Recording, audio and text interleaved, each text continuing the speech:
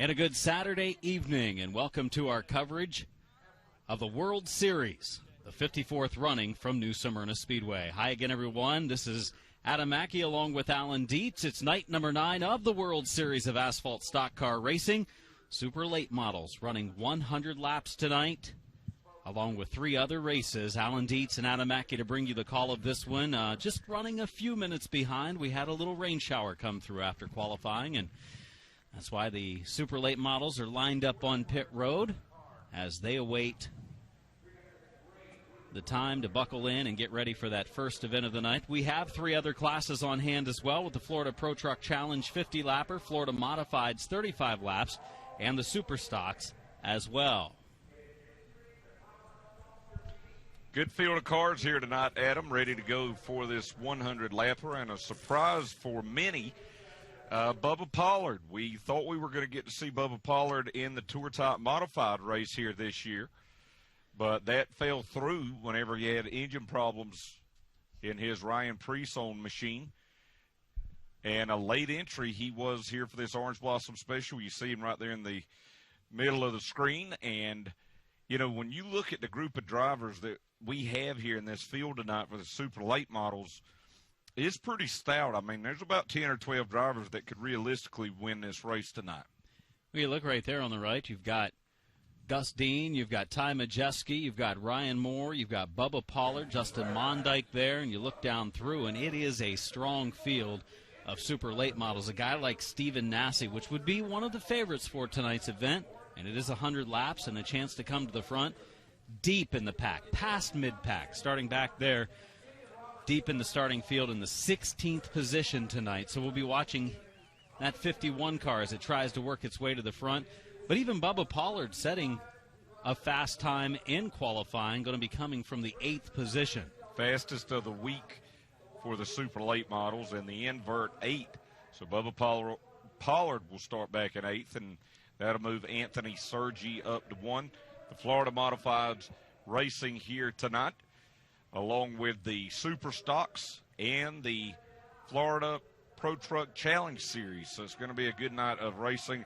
Our final night of racing here from the World Series for 2020, and it's been a lot of fun, and glad you folks have been able to join us here on TrackPass on NBC Sports Gold. Again, be sure to use TrackPass on any of your social media platforms. Let us know where you're watching at and make any comments. They've been a lot of fun to read this week, and we've really had a good time here at New Smyrna. But tonight will do it until next year, and we'll get to head back home. You'll get to go up into Illinois where it's about 3 degrees, and I'll get to go up to Charlotte where it's about 40 degrees, and this warm weather will just be a memory.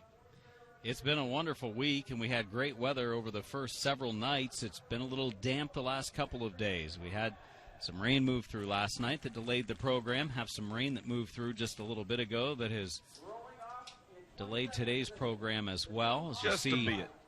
Some of the drivers waiting to be introduced. Gus Dean right there getting ready to head to his race car. See Todd Stone standing there on the left. Stephen Nasse back against the wall waiting to be introduced. TJ Duke, Anthony Sergi. And there's Bain over there on the right. And we've got a lot of drivers, or several drivers I should say, here tonight that were actually over at Daytona International Speedway this week, whether it be for truck action or Xfinity Series action. Ty Majeski, who took that wild ride last night at Daytona, he's here. Gus Dean, as you mentioned, he ran in the ARCA race. Colin Garrett, he attempted to make the Xfinity Series race, and that fell through, so he came back here to New Smyrna Speedway tonight. And there you see Majeski nearest to the screen, driving for Nice Motorsports this year in the Gander Outdoors and RV Truck Series, and I expect a lot of good things out of him. You know, last year, Ross Chastain with that Nice Motorsports team was a surprise. Now we know what to expect from that team, and I think Ty Majeski can deliver. Absolutely, and he was running pretty well last night and holding his own up in the top 10, and a truck got turned down into his right side and flipped him over onto his roof, and really nothing he could do to avoid that accident. This field of super late models, as you mentioned, is a strong one with a few new ones tonight that we haven't seen all week, including top qualifier Bubba Pollard. What he did in qualifying was impress. He went out there and laid down a very fast lap early on that no one had anything for. And he brought a lot of his regular crew members down, but there were also several of the TM Ranch crew from David Rogers' team that he actually worked with last year here, subbing for David Rogers to win the World Series points championship for the super late models. And David Rogers had some problems this week. He decided to leave early, but they've come back and helped Bubba Pollard. Augie Grill there to the left, and Brad May, the two-time and defending track champion here at New Smyrna Speedway, and he's done a great job this week. He's really been impressive, and he's been right in the thick of this points battle. Bubba Pollard was quickest in qualifying with a 17.494. Derek Griffith, who leads the point standings for super late models, was second quick.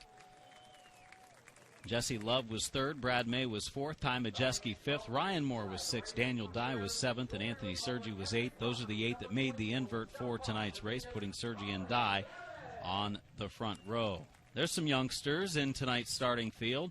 Jesse Love there on the right, who I think has had a very good week. Well, left of our screen. Right, to the right of Derek Griffith. Derek Griffith, correct. I was turned around the other way, yeah, so that's why I was on good my job. right. But Derek Griffith, both of them, Derek Griffith in the on the right of the screen with a chance to win his first ever World Series title. Had that impressive run in the ARCA Menard Series East race on Monday night. And Jesse Love, we were talking about him a little bit earlier here in Broadcast Central, and Jesse, stepped into this Wimmer Motorsports team that Harrison Burton has driven for the last few years. Took a little bit of learning last Thursday here in practice and a kind of a rough start on Friday in the first race, but since then he has really done a good job, and I think he's learned a lot. Introducing some of the starters towards the front half of our field, those that did make the invert. We've determined a couple of World Series champions already as racing ended last night for the Tour Type Modifieds, and we saw Matt Hirschman claim the 100-lap win in the Richie Evans Memorial and win the championship. And in the Pro Late Models, Jamie Skinner did the same. He won that race, winning 3 of the last 4 events this week for the Pro Lates, and he claimed the championship. So those two are already World Series champions. And he really came out of nowhere because he had a lot of problems early in the World Series. They elected to start at the rear, take those cars out of impound last night, and he was able to make his way up through the field and have a big enough gap to claim that Pro Late Model Championship. Young Austin McDonald out of Nova Scotia. He'll be driving the 13 car tonight. We've seen Cassius Clark pilot that car for the last several years. And Austin McDonald, I think he's really done a great job. He has kept his nose clean, and as we've seen all week here, that's not always an easy thing to do. Climbs down in behind the wheel of that 13 car. Young driver making a World Series appearance for a second year in a row as we see the front starters. Those are our top 8 qualifiers right there. Bubba Pollard in the 26 on the left of the screen is the fast qualifier, and all the way to the right of the screen, that's your 8th fast qualifier, Anthony Sergi. Tonight's race, the longest of the World Series of Asphalt stock car racing for the super late models. Tonight's Orange Blossom 100 will be 100 laps. And those drivers, I think that unlike what we saw in the Richie Evans Memorial last night where the modified drivers were able to change tires, these super late model drivers are going to have to be a little bit more careful with their tires so that they do have something left at the end. And, you got drivers here just like we had in the modified field last night that are used to racing 150, 200 laps and whatnot.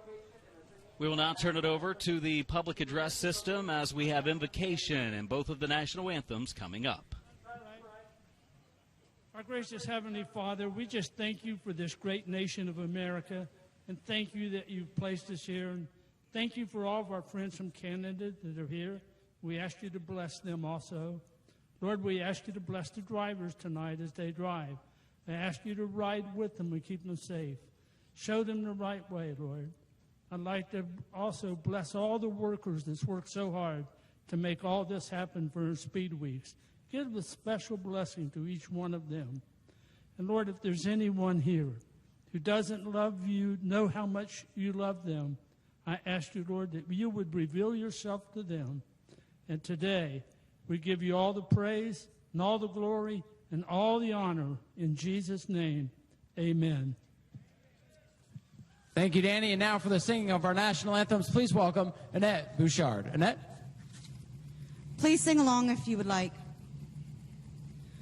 Oh, Canada, our home and native land, true patriot love, and all thy sons command. With glowing hearts we see thee rise, the true north strong and free.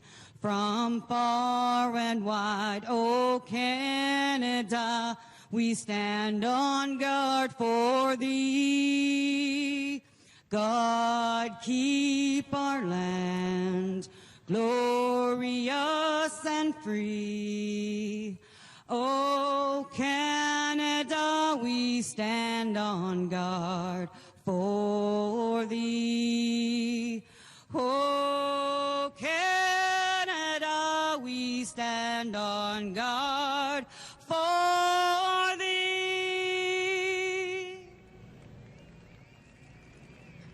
Oh, say, can you see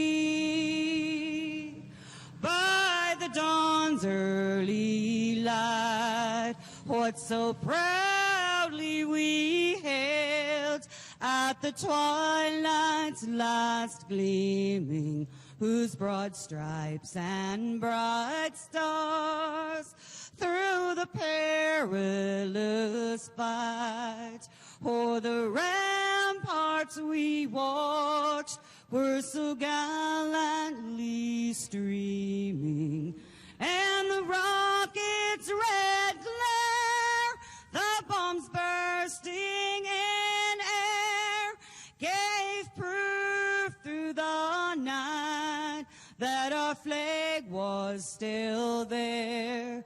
Oh, say does that star-spangled banner yet wave o'er the land of the free and the home of the brave? Thank you very much. Just about time to go racing. Super late model drivers finished buckling into their cars, getting all of their safety equipment in place for 100 laps tonight in the Orange Blossom 100 from New Smyrna Speedway. Alan Dietz and Adam Mackey, the action tonight, which will go green here shortly on TrackPass on NBC Sports Gold for our 9th night of coverage. What a week it has been. Your first World Series, Alan. It's a lot of fun, isn't it? It's been a ton of fun. Really and honestly, you see how these crews and teams are in that they are around each other for so long. They really become a family, and it's the same with our crew here this week. You know, we've been together so long, worked together, lunch together, and just had a really good time this week. Great crowd here tonight. They kind of came out of nowhere, but I would say this is probably the second or third best crowd we have had here this week for the World Series, and it's been good. I mean, we have seen some unbelievable racing over the last 8 days. Last night, cold weather conditions mixed with a bit of rain hurt the crowd a little bit. It was still a solid crowd, but we are watching as the drivers buckle in right now for a 100-lap race. I think that's going to be very exciting, as well as watch the excitement of the drivers battling for the championship. And when it comes to the championship battle, our point leader is Derek Griffith by 14 points over Jesse Love. It's a matter of 7 finishing positions, and with 25 cars in the starting field, anything could happen. It could happen, but that's a relatively big points lead compared to what we have seen at other times here this week during the World Series with the other divisions. The other thing I think we'll be watching, Adam, is this driver, Bubba Pollard, who will start 8th, the fast qualifier, but the elephant in the room is he and Stephen Nasse. The last time we saw these two race against one another, there was controversy at Watermelon Capital Speedway in Speedfest at the end of January. They got together a couple of times in that race late, and I can promise you, if you've talked to them, neither one of them's over it. Only thing here is Bubba Pollard starts 8th. Stephen Nasse, because of bad qualifying efforts, starts 16th. So he's pretty far back now. My thinking is Nasse's going to be able to work around a number of those drivers between he and Pollard pretty quickly. Yeah, I mean, over the last, couple of years, it's not anything strange to see Stephen Nasse in the white car, number 51, have to work his way up from the rear. He does a really good job of it, and I expect that he'll do it tonight. The one thing that he's going to have to watch is to not burn up his tires and to have something there left at the end. Anthony Sergi behind the wheel of the number 20. He'll be bringing the field to green as he starts on the pole position after setting the 8th fast time. He's only been here this week for a few starts, had to miss a couple of nights because of school. His best finish of the week came on opening night with 4th place. And when you say school with Anthony Sergi, unlike some of the drivers where we're talking about high school, he actually goes to the University of Central Florida in Orlando, so he had some classes and tests he had to take this week. But he is a former track champion here at New Smyrna Speedway. And, the other thing, like we see with the modifieds that were here last night, the chassis wars, you've got a lot of different type of chassis out there tonight. Plenty of chassis, and they all want to get their chassis into victory lane, as it'll be a little while again before cars are on track. You start talking about the Rattler next month, and you start talking about Nashville, you start talking about Gresham, some of the bigger races that you see around the 2020 campaign early on in the year. The great thing is, and it's something else that we have talked about since we got here last Thursday, is the excitement about racing here in Florida in 2020, especially around short track racing. The Daytona 500 is going to be a sellout tomorrow. President Donald Trump will be there as the Grand Marshal. But when you look at the short tracks here and the crowds they've had at Volusia County for the dirt races, at East Bay Raceway for the dirt races, here at New Smyrna on pavement, the coverage that we've had here and the viewership on trackpass on NBC Sports Gold and what we look to do on Speed 51 and Dirt on Dirt, there's just a lot of buzz right now about short track racing, and it all seems pretty positive. Getting ready for the command to start the engines. We'll send it trackside. Drivers, start your engines!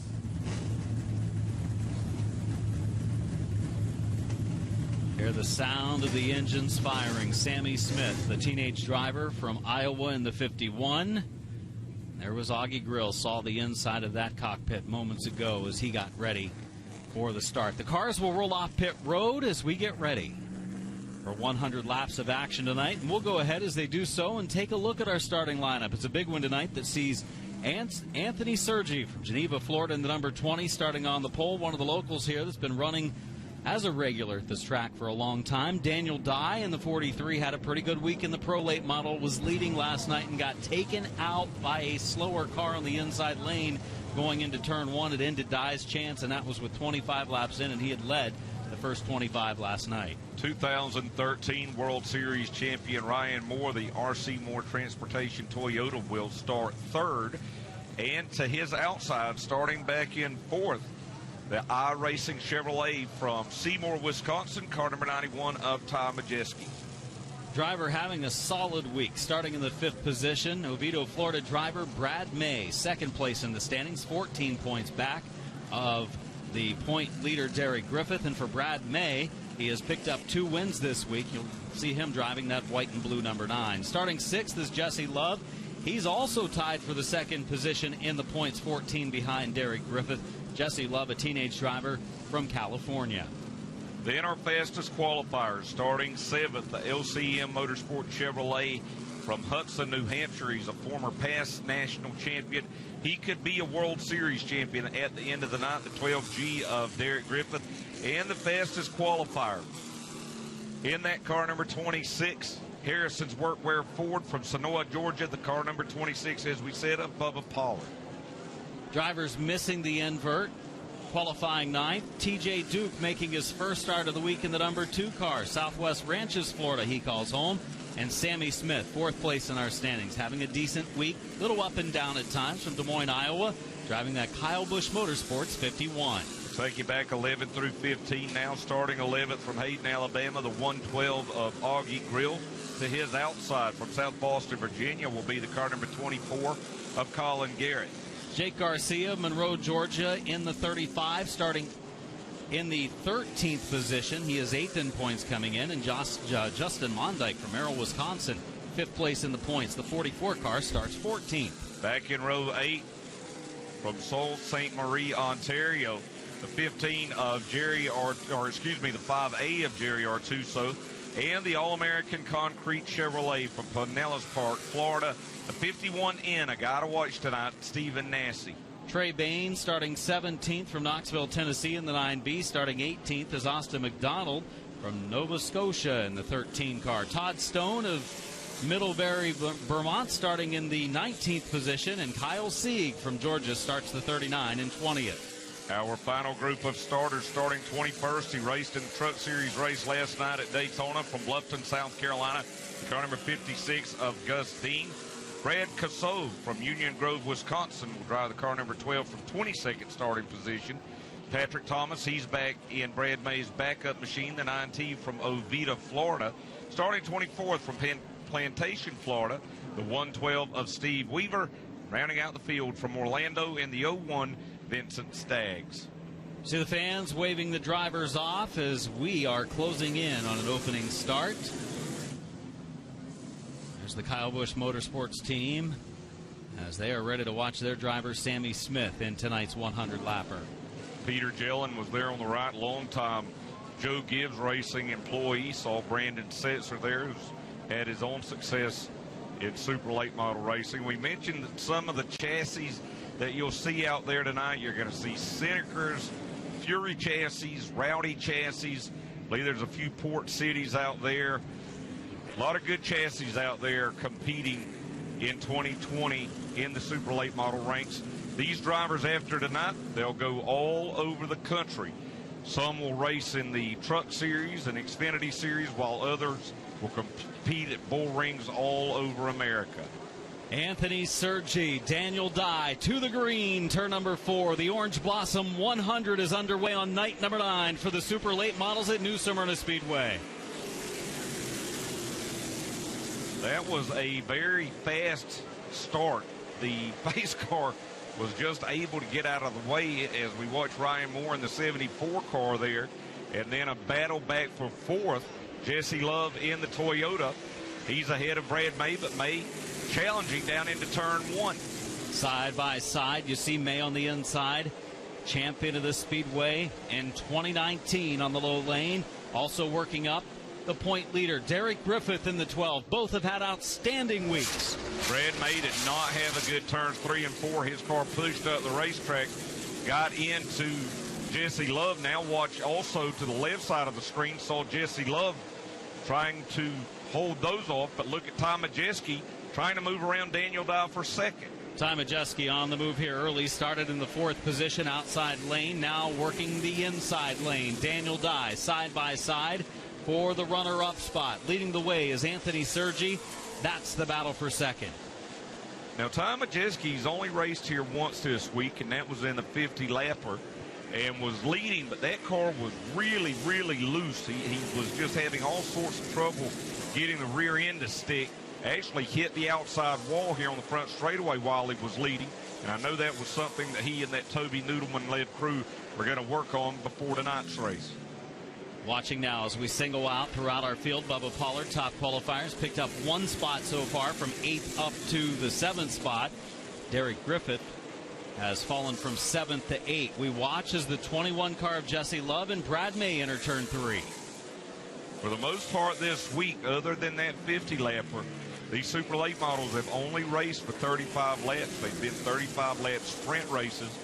And as we said earlier, this more typical of what these drivers are used to in the major Super Late model events around the country.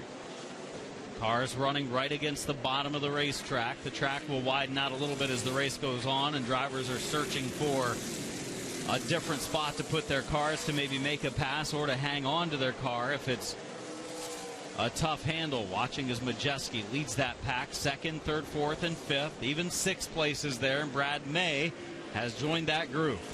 You're going to see some conservation tonight. You know, Matt Hirschman last night in the modified race waited until he decided to go, and when he did, he went and he ended up winning the race. Right now, watching this battle back for 12th between the 35 of Jake Garcia and the car number 51 of Stephen Nasse.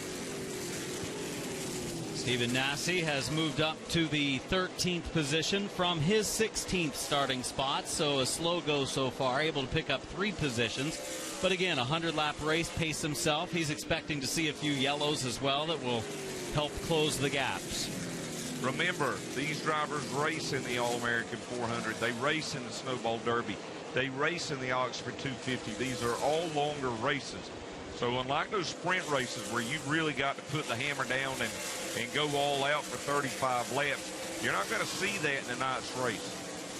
35 of Garcia right ahead of Nasse, and with everybody running right against the bottom of the track, until the tires start to fade on some of these cars, you may not see a ton of passing. But once some of the cars that aren't handling well start to drop back, lose their handle, maybe like this 24 of Garrett, all of a sudden McDonald is right on his rear bumper. This is the race for 14th, and a lot of respect for Colin Garrett, who failed to qualify for today's Xfinity Series race, won by former Snowball Derby winner Noah Gregson, but he decided to come here down to New Smyrna and race despite that. Right now, a handful from that King Racing Toyota of Austin McDonald to the inside. Augie Grill trying to follow. Grill tonight starting in the 11th position, trying to move back up here. You see Garrett's 24 car running the outside lane, the 13 of McDonald on the inside, and we've seen it all week long, some of the rotors glowing on these race cars. That 24 car of Garrett with plenty of brightness coming from the front rotors here early on. He's using some brakes, that's for sure. And you know, we've mentioned it this week. We've seen the front rotors as he gets close to that outside wall glow. We've seen the rear rotors on some of these cars glow. But if you're 15 laps into a 100-lap race, look at the brakes on that 24 compared to the 2 cars behind him. That's not something that you want this early, that's for sure. Tight racing. Grill was boxed in a little bit by the 13 and the 24, so now he's able to clear McDonald, and he'll start his challenge of the 24 of Garrett. Grill started this race inside of row 6, and he fell back here in the early laps, but the car looks decent right now as he works on the 24 of Garrett. Now look here at Justin Mondyke in the car number 44. He rides in 11th right now, and he told Speed 51 earlier today that they rolled the backup car out, and he said, if you got to roll the backup out on the last day of the World Series and it's just to take a battery out and put it into the primary car, then you've had a good week. And he has had a good week. I agree. A young driver in the 44 car, Justin Mondyke, making his debut at the World Series and has been in competition every night. A driver that finds himself 5th place in a strong super late model field when it comes to this year's standings. There's Jake Garcia and Stephen Nasse right now. They continue to race in 12th and 13th. Just behind them, we saw a change on track. Augie Grill, he was able to get around Colin Garrett. Now we see 2 of the favorites for tonight's race, Bubba Pollard in the 26 and Eric Griffith in the 12. 7th and 8th, Pollard and Griffith, the top 2 qualifiers in this afternoon's qualifying session. Might be just riding a little bit. Then again, those cars at the front of the pack are no slouches, so they're probably laying down some good laps. But it looks like Griffith is ready to apply some pressure to Pollard. In fact, drives right by him in 3 and 4. Bubba Pollard riding a little bit right now, you think? Yes. You know, we've seen this. He competes in a lot of the Blizzard Series races at Five Flags Speedway in Pensacola. Those races, 100, 125 lappers. And you really don't see what Bubba Pollard has until there's about 30, 35 laps to go. 74, Ryan Moore. He's had a few good finishes, and he's had a few rough nights. The first night of the Speed Weeks, he slammed the wall when he was caught up in someone else's crash down in turn number 4. Left side, terribly damaged. Right side was badly damaged. They worked all night long to get it back together, and he's been in competition every night this week as the 74 of Ryan Moore. 10th place in the super late model standings coming into the night. He has that youngster, Jesse Love, following in his tire tracks. You know, this is the bulk of the racing that Ryan Moore will do. Pretty much the last several years, he'll come down, he'll run all, if not most of the nights here in the World Series, but with their family business, RC Moore Transportation, he really doesn't get to race as often as he likes. And his dad, Kelly Moore, actually going to return to the seat full-time in 2020 to race for the Pass North Championship. We have now completed 26 laps past the 1/4 mark of this race. Still no yellow flag. If we have no natural caution, we'll have a caution on lap 40. So that would be a competition yellow at lap 40 if we don't have one before then. As we run right now with 73 laps to go, Anthony Sergi is the leader over Ty Majeski. Daniel Dye rides 3rd, Ryan Moore in 4th. Jesse Love is 5th. 6th is Brad May. 7th, Derek Griffith. 8th, Bubba Pollard. 9th, Sammy Smith. And 10th, TJ Duke. As we see Sergi leading now, and he's got a good lead over Ty Majeski. Just a skosh under a 1.5-second advantage. Really don't think there are any surprises outside the top 10. They're all kind of running about where they started. Maybe a couple positions here and there. We saw Nassi moved up from 16th to 13th, and now he's kind of just riding in line. As we watch the leader, Anthony Sergi, having a great run so far. 2 nights ago, he was here to practice. They could have run on Thursday night. He elected not to. He wanted to save the car for the Orange Blossom 100, and right now it looks like a great decision. Yeah, just about, let's see, he's got a 1.372 second advantage over second place Ty Majeski in that car number 91. Anthony Sergi, he's been doing a lot more racing outside of New Smyrna. He raced in the Blizzard Series this past year at Five Flags. Seen him in Citrus County here in Florida. So he has branched out some, but this is his track. Track he knows well. 4th, 5th, and 6th. Ryan Moore in the 74. 5th place, Jesse Love and Brad May right behind them in the 9 car. As we're closing on what could be that competition yellow 9 laps from now. Make it 8 now. Hey, you know, you mentioned that with that competition caution coming here in the next 7 or 8 laps, should another not come. The drivers and teams went into this race knowing that they were going to get at least one caution in the first 40 laps that they could figure their strategy around. I think after this caution, I think for some of the drivers a little bit farther back, they're going to have to position themselves a little bit better for the late stages of this race if they want the challenge for the win. Oh, there's Nassi all over the 35 of Garcia, and look at this. He's had to step it up because Augie Grill is on the move back forward again after falling 4 or 5 spots on the opening start. Nassi all over Garcia. Some contact into the wall goes with Augie Grill hard. Hard contact. Augie Grill up into the wall, and very much like we saw on opening night earlier this week, Augie Grill kind of in a wrong spot at the wrong time. I'm sorry, but that's just terrible, terrible spotting for the 35 car. I mean, sorry, but there's just no excuse for that. He got contact from Nassi that moved him up the track. There was contact that moved him up. It had nothing to do with spotting. Well, we'll have to go back and look at the replay and see exactly what happened. But this is just the end of a horrible speed weeks for Augie Grill, a former 2-time Snowball Derby winner, the 42-year-old from Alabama.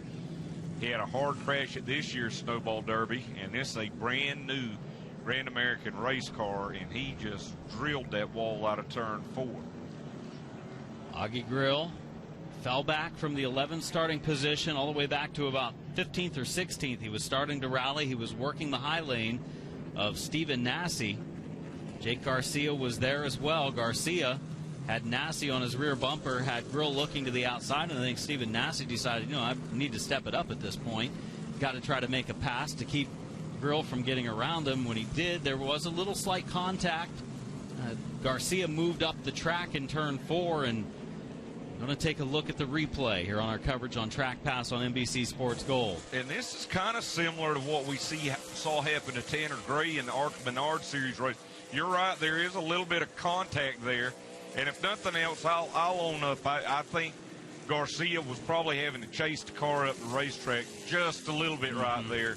And he's got Augie Grill to his outside and kind of caught him in the right rear. So it's one of those deals where no harm is done if Augie Grill isn't in the wrong place. And he's doing nothing wrong out there. Watch Garcia's work the wheel, He's still working it, and the car's actually pushing at that point. Right. So my apologies to Jake Garcia and his spotter, because that's just a racing deal.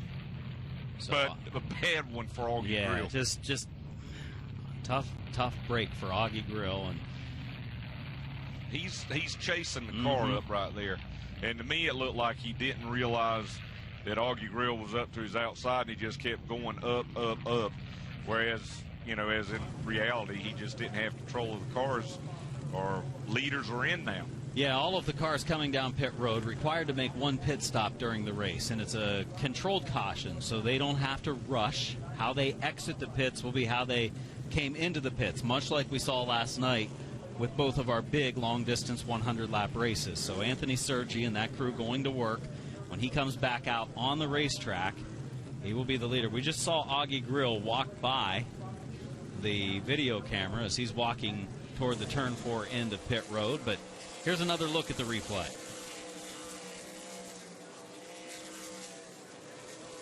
Oh. It doesn't get any better here, does it? No, as far as the shots go, yes, and obviously couldn't go any worse for Augie Grill in the 112, the Alabama driver. And here's a look at slow-mo. There you Nassy see just the contact, turns underneath him. That's where you can really see Jake Garcia. Garcia was really cranking the wheel to the left, and the car just pushed up the track. Yeah, I think that's exactly what happened. Is when he's working the wheel back and forth, he's trying to regain control of the rear of the car, and then you'll see the front. It looks like he's got the wheel turned as hard left as he can go, but the car's just going up the racetrack at that point. And, of course, Augie Grill doesn't know what's going on at this point. He thinks, like you thought originally, like the spotter's going to say car high, he's going to give me room. He doesn't know that some contact pushed the 35 a little bit when he got free up the track. As we watch the cars pull off of pit road, and again, they'll realign the cars as they came down pit road. They had to make at least one pit stop during the race, not a tire pit stop, but they can make adjustments. And they did this because they used to count some of the early laps in these 100-lap races so that they could make it to the end without having to fuel. Well, instead of counting yellow flag laps now, they are giving them a competition yellow where they can come in, add some fuel, and then they won't have fuel as being a concern. Which is good because, in races of this length with these cars, the last thing you want to see is it to be determined by fuel mileage. As you see under caution here on our track pass ticker with 66 laps to go. Remember to comment on tonight's coverage and tell me how blind I was about what happened with that Augie Grill. It happens quick. No, it does. But you can use hashtag track pass. It can happen real quick. Now, if Stephen Nassy does not make contact with Garcia there, I think they go 3 wide down the front straightaway, or you have a similar result where, 35 gets into the 112, but Augie Grill was just in a horrible spot there. And it just goes to show sometimes your luck in racing is just as important as your performance, and he has just had terrible luck here lately. 20 car of Anthony Sergi leading. Daniel Dye was running in third. Ty Majeski was running in second. All of those drivers being put back in their spots.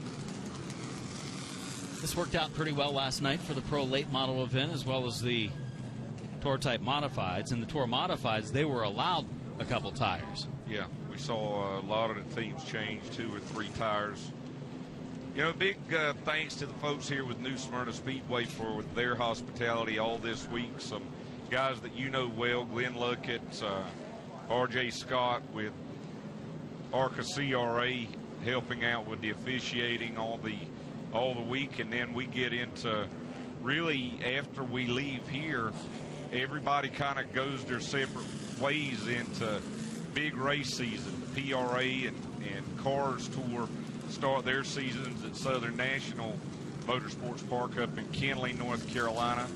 The Rattler at South Alabama Speedway will be the season opener for the Southern Super Series.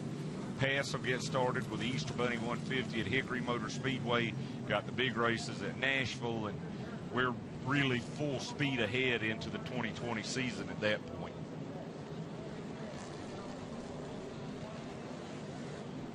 Rolling under yellow, but getting close to restarting. Next competition yellow will be at lap 80 if no caution after lap 60. We're at lap 34 right now, so pretty much if we go yellow free until lap 80, we'll see one then. Thanks to Speed 51 for passing that note along as we line the cars up and get ready for a restart coming off of turn number 4 next time around. 34 laps into the books as the 20 of Anthony Sergi is the leader.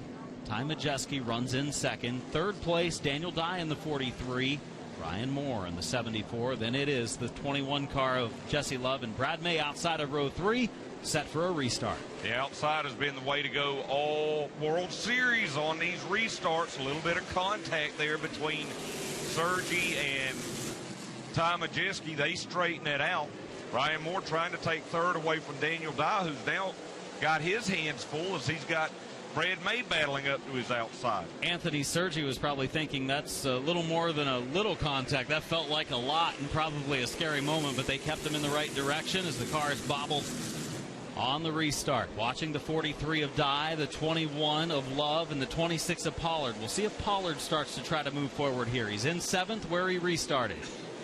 Well, he was able to get around Derek Griffith, and that could be huge towards the end of this race as we see our leaders Anthony Sergi and Ty Majeski race. Majeski's car a couple of nights ago was really on the free side, really sideways coming off the corners. Right now looking pretty solid.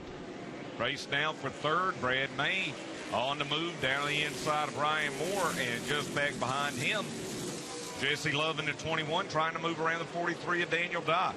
Brad May has had a fast race car this week. We knew he would be consistent, and we thought that he would be a championship contender because of his consistency, but he has won 2 races this week, and in those 2 races has been pretty dominant. And a relatively low-budget team compared to a lot of the others, including these two going at it right now.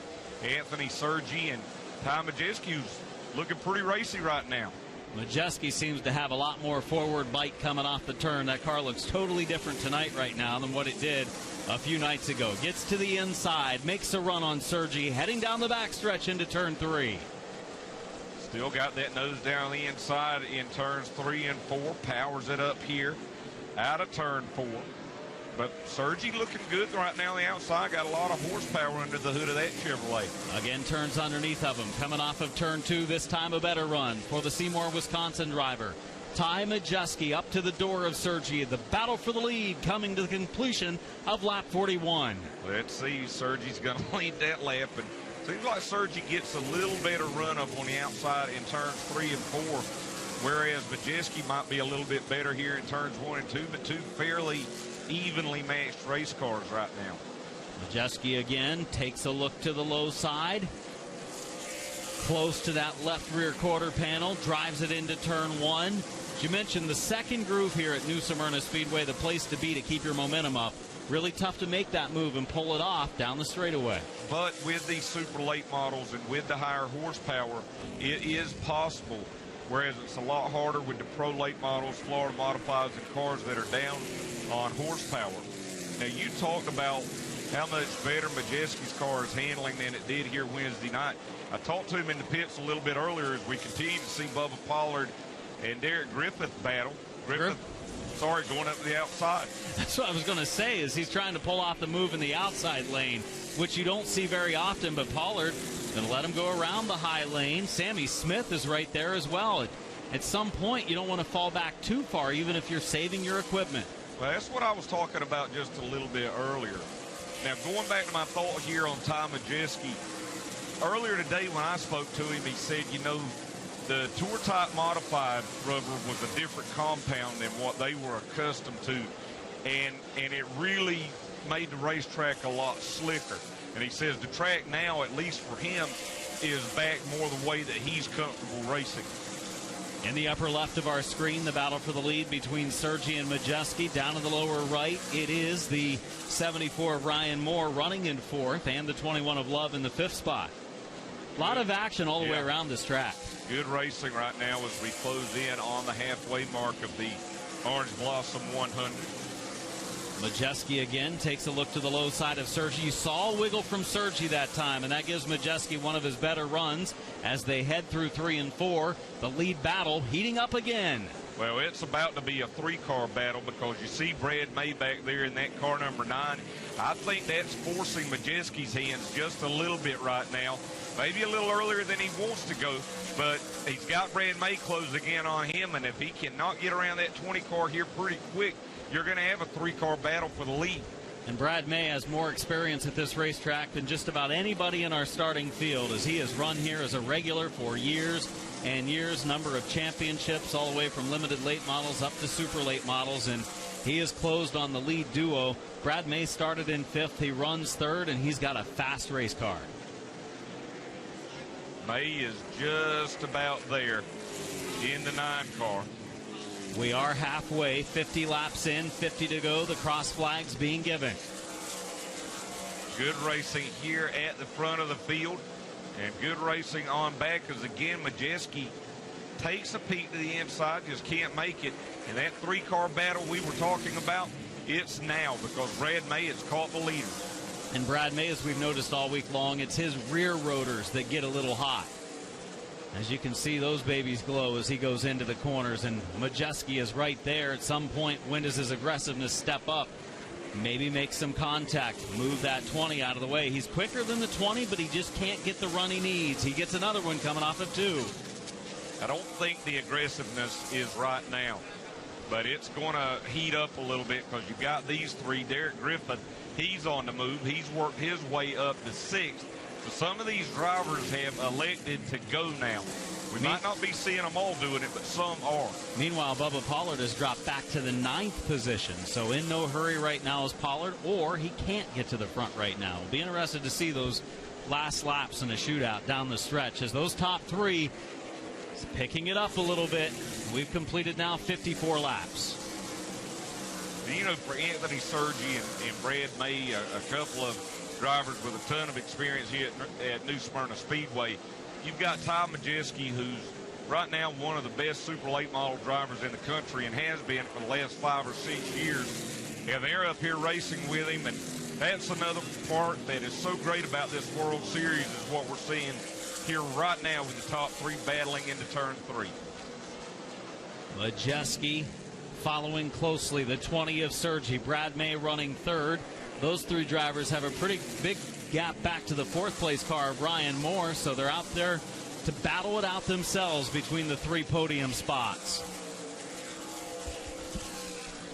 Both of them used that high line this time, and I think what Majeski was trying to do, he went in high there, right in behind Anthony Sergi, and he's trying to keep that momentum up and then get the run down the straightaway. He gets a decent run this time, but it's pretty much the same story we've seen now for about the last 10 or 15 laps. Good run so far for Anthony Sergi. Lower right of the screen, 4th place has changed hands. Ryan Moore has fallen to 5th. Jesse Love up to the 4th spot. A little further back, saw some sparks fly as the 43 of Daniel Dye runs the outside. Sammy Smith picks up the 7th spot. Now here comes Majeski again on the left side of the screen as he again gets a run down on the inside of Anthony Sergi. And Brad May just sitting there with the best seat in the house for this race for the lead. Ty Majeski, bad break last night in the truck race, was running up in the top 10, had a solid run going in the truck start, and this wrong place, right times type situation. A couple of trucks got together, slammed him in the right side, and flipped him over. Great clean racing right now here in the Orange Blossom 100, and we're closing in, Adam, on that next competition caution. We're only a few laps away. As we are nose to tail down the front stretch, first, second, and third still going at it. Majeski's tried that move where he kind of diamonds off turn one a little bit to get to the inside and run to the low side of the 20 car, and he just hasn't been able to make it happen. Watching the battle now for 11th over on the right side of the screen as Stephen Nassy trying to work his way up. He's back behind the 2 of TJ Duke. The leaders continue to duke it out. Brad May, he got a little bit loose in third over turn 4 on the last lap. And you can tell that Majeski is starting to get a little impatient. Now Bubba Pollard's starting to make a move towards the front. All the rotors glowing on that 26 car front and rears as he works on the 43 of Daniel Dye. It's for the 8th position. And Pollard, I don't know that his car is handling as well as he would like right now, Alan. That is one of the disadvantages to not racing here all week, whereas you've got a lot of other drivers that have either raced or practiced more than he has. He hasn't been here since, last Thursday, whenever the Tour-type modifieds were here for their open practice, and he lost an engine, so it's been over a week for Pollard, who right now rides in ninth. This battle for the lead now is about to be a quartet. Jesse Love has been good this week, and we're 15 laps away from potentially that competition yellow. Just 35 laps to go. That was the short distance sprint races this week for these drivers. Well, you want to talk about a sprint. If we get to that competition caution, we're going to have 20 laps to go here in a Saturday night shootout. As Jesse Love has caught these drivers, Derek Griffith back behind them. He's moved up to 5th. Ryan Moore back to 6th. And again, maybe a little contact that time from Majeski into Sergi in turn 3. The intensity picking up. It's go time for a number of these drivers, waiting for someone to step out of line. Majeski has a number of times he just cannot pull far enough in beside the 20 car as Sergi gets that great middle of the straightaway run. I'm not so sure you're at a point right now in this race, 13 laps away from this potential competition caution, that these drivers aren't content with where they are right now. Pollard again trying to work around Daniel Dye for 8th there at the bottom right of the screen. Pollard's car wiggles a little bit on the bottom side of turn number 2 as he tries to get alongside Dye. It's for the 8th position. Dye having a decent run in his super late model tonight with some really, really good talent in the top 10. The 26 of Pollard does clear him. We'll see if he's able to close now in the top 7. I don't think these drivers want to go right now. The, top almost 6 cars, Derek Griffith has virtually caught them to make it a quintet now. And Ryan Moore is not that far away. I mean, they're all gaining on the leader, Anthony Sergi. See what Majeski does here. He gets right on the back bumper, now looking up to the outside here. He tries to pull off an outside lane move, and he's in there, and the spotter says car high, gives him room, does Sergi. Here goes Majeski for the lead on the outside of Anthony Sergi. He's going to be able to pull it off coming off of 2. Boy, what a slick move there by Ty Majeski, who went into turn 3 on the high side, and he makes short work of Anthony Sergi. Now Brad May going to try to look down on the inside of Sergi into turn 1. He says, I don't know about all that outside lane stuff. I'm going to try the inside. As Brad May pulls alongside Anthony Sergi, these two have raced against each other a lot here at New Smyrna Speedway. And Brad May inching forward for the 2nd position. Coming to the line, they complete lap number 73. You still don't want to show your hand, though. And what I mean is, if you're Ty Majeski and you've got a little bit more left, I don't think you show it, because you don't want these drivers to go back behind you and make a wholesale change that might actually make their car a lot better. Well, I don't think anybody's going to come to the pits with 20 laps to go. Well, I think they're going to stay out. I don't think anybody's going to take the chance, because if you pit, you're going to be behind everybody that stays out. As we look back now, that 21 car of Love is very fast. And here's the advantage for May picking up 2nd. He'll be able to start alongside the leader instead of having to start on the inside of that 2nd row, which is a tough place to be. Some of the guys towards the back half of the top 10 or in the top 15 may. Yes. And it may be a Hail Mary for those guys. As we watch Ryan Moore in the 74, the 51 of Sammy Smith running in the 6th and 7th position. We're just 4 laps away from the competition caution. Well, I'll tell you what, we're going to see one heck of a race here, I think, to the finish.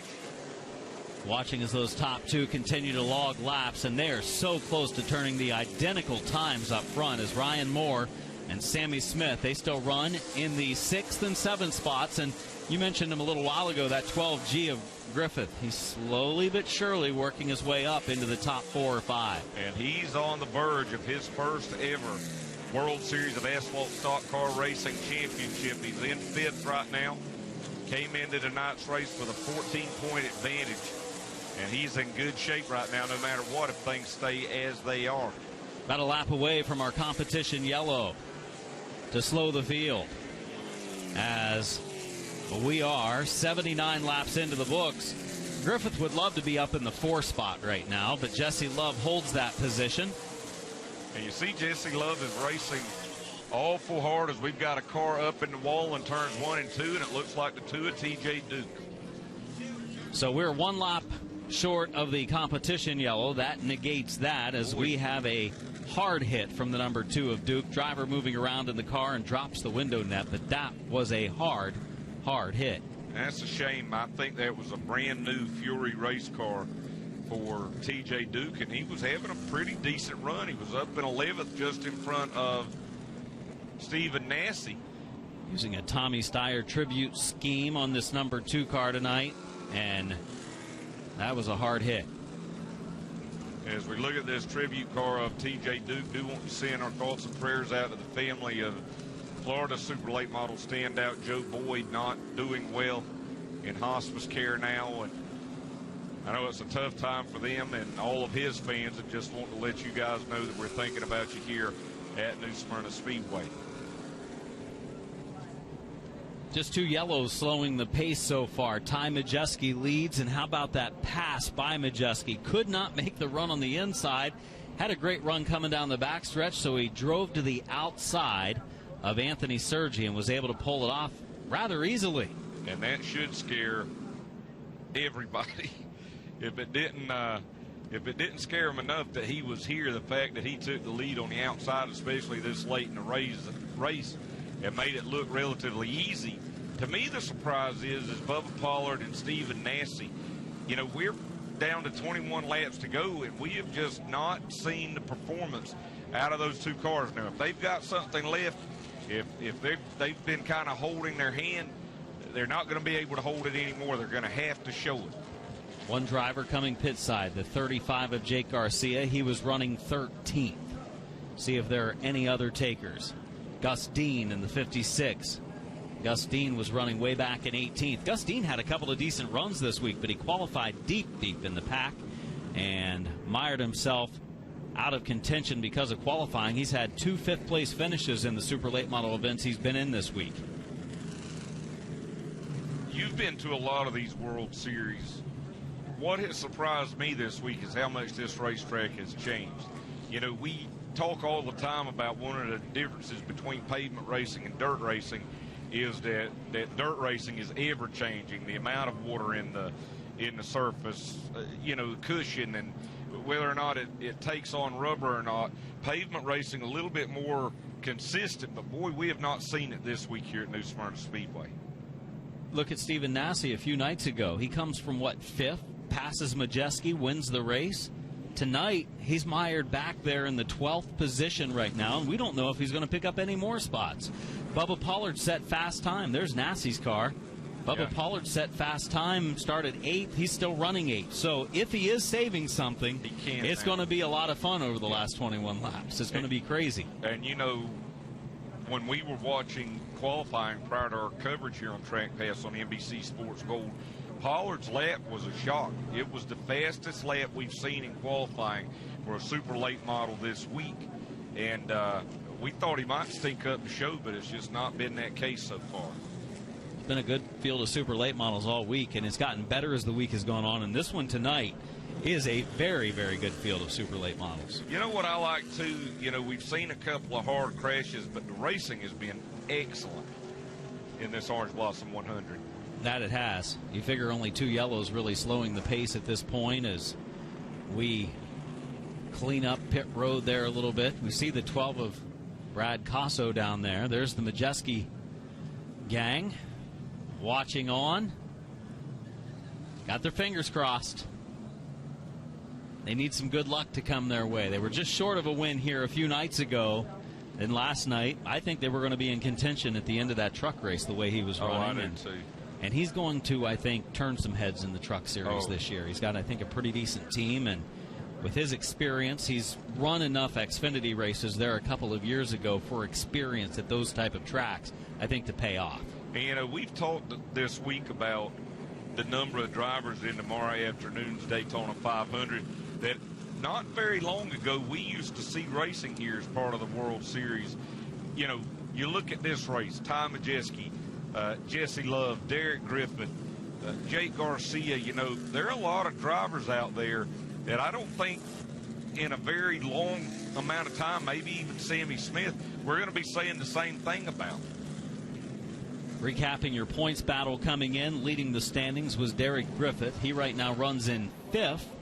He was 14 points ahead of Brad May and Jesse Love. Jesse Love runs in 4th. So he's only picked up 2 points right now on Derek Griffith. Brad May is just a few spots ahead, so he's only picked up 6. If Derek Griffith can finish basically 6th or better, he's got it locked up. I think of all the drivers that we've seen this week here in the super late models, the drivers that you have just seen soak in knowledge and gain experience. Jesse Love in that car number 21 has been it. To see where he started at last Thursday in practice and where we are at now, 9 nights later, it's been considerable. 21 laps to go here as we get set for a restart. Ty Majeski, the leader, going to start outside of row number 1. He gets a good start. May spins his tires just a little bit. Watch Love in that 21.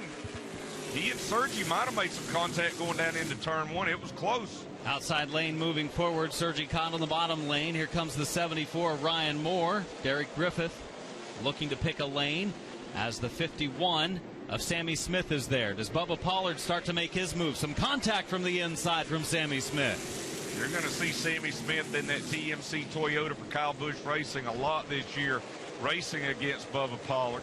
As we watch this race right now for 4th on back, the big winner there, Ryan Moore. He's been able to get around a couple of cars in that 74 car, and look at Bubba Pollard. Pollard on the outside of Derek Griffith. It is a battle for the 6th position. Pollard got free coming off of 2. As Griffith makes a move, it's going to be the inside lane moving up here as Sergi's caught in the 2nd lane. Griffith is going to be able to clear him. And now you're going to see what Bubba Pollard's got. He has freed himself from some of those cars he was racing a little bit earlier. And if he starts knocking cars down here a little bit, then he has got something as Griffith mounts his charge. Griffith now to the inside is for the 4th position. He restarted in 5th, fell back to 6th. He's picked 5th back up, but now he's going for 4th. Inside of Ryan Moore, he picks up the spot. He's got a good race car. I think Pollard's stepping it up too. Here comes Bubba Pollard, but did he wait too long? 16 laps to go this time. Derek Griffith in that 12 car hoping to join the 74. Ryan Moore is a champion of the World Series out of New England. I think Pollard's car is pretty good, but I don't think it's great. I think I would agree. 15 laps to go. Ty Majeski leads the way. He's a few car lengths ahead of Brad May. Jesse Love, Derek Griffith, Ryan Moore, the rest of the top 5. Bubba Pollard runs in 6th. You see him there in the 26 car. His first start of the week in the World Series, champion last year. Races with Ryan Moore. Pollard in that 26 that he owns tonight. Drove for David Rogers last year and won the championship here at the World Series of Asphalt Stock Car Racing. That had to be fun to see Bubba Pollard run that whole series last year. It was. It was a lot of fun to see Pollard race night in and night out. We were going to get to see him run, I think, a lot this week in the Tour Type Modified, and the engine let go in last Thursday's practice. Never really got a chance to drive it. As Pollard does move up now into the 5th position.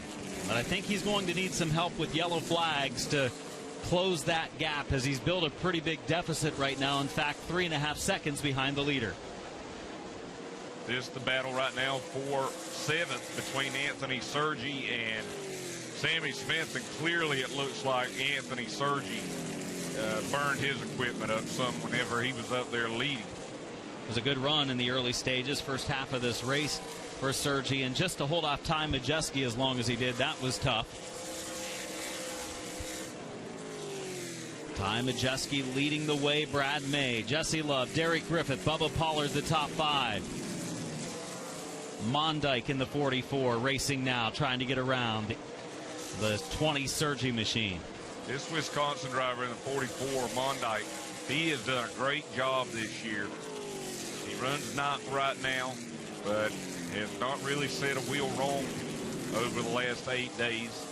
And trying to come home with another top 10 finish tonight. Your leader here with 10 to go, that's Ty Majeski. He has built his lead to 1.2 seconds over Brad May. Side by side, coming off the corner, Mondyke close there with the 20 of Sergi as Daniel Dye follows. Dye completing the top 10. All the Wisconsin guys have worked pretty closely together this week. Justin Mondyke in this 44, Ty Majeski, Toby Noodleman, Derek Krause, Mark Krause, all been there together helping each other out. 8 laps remain. Daniel Dye, Stephen Nasse. Nasse's never been able to work forward.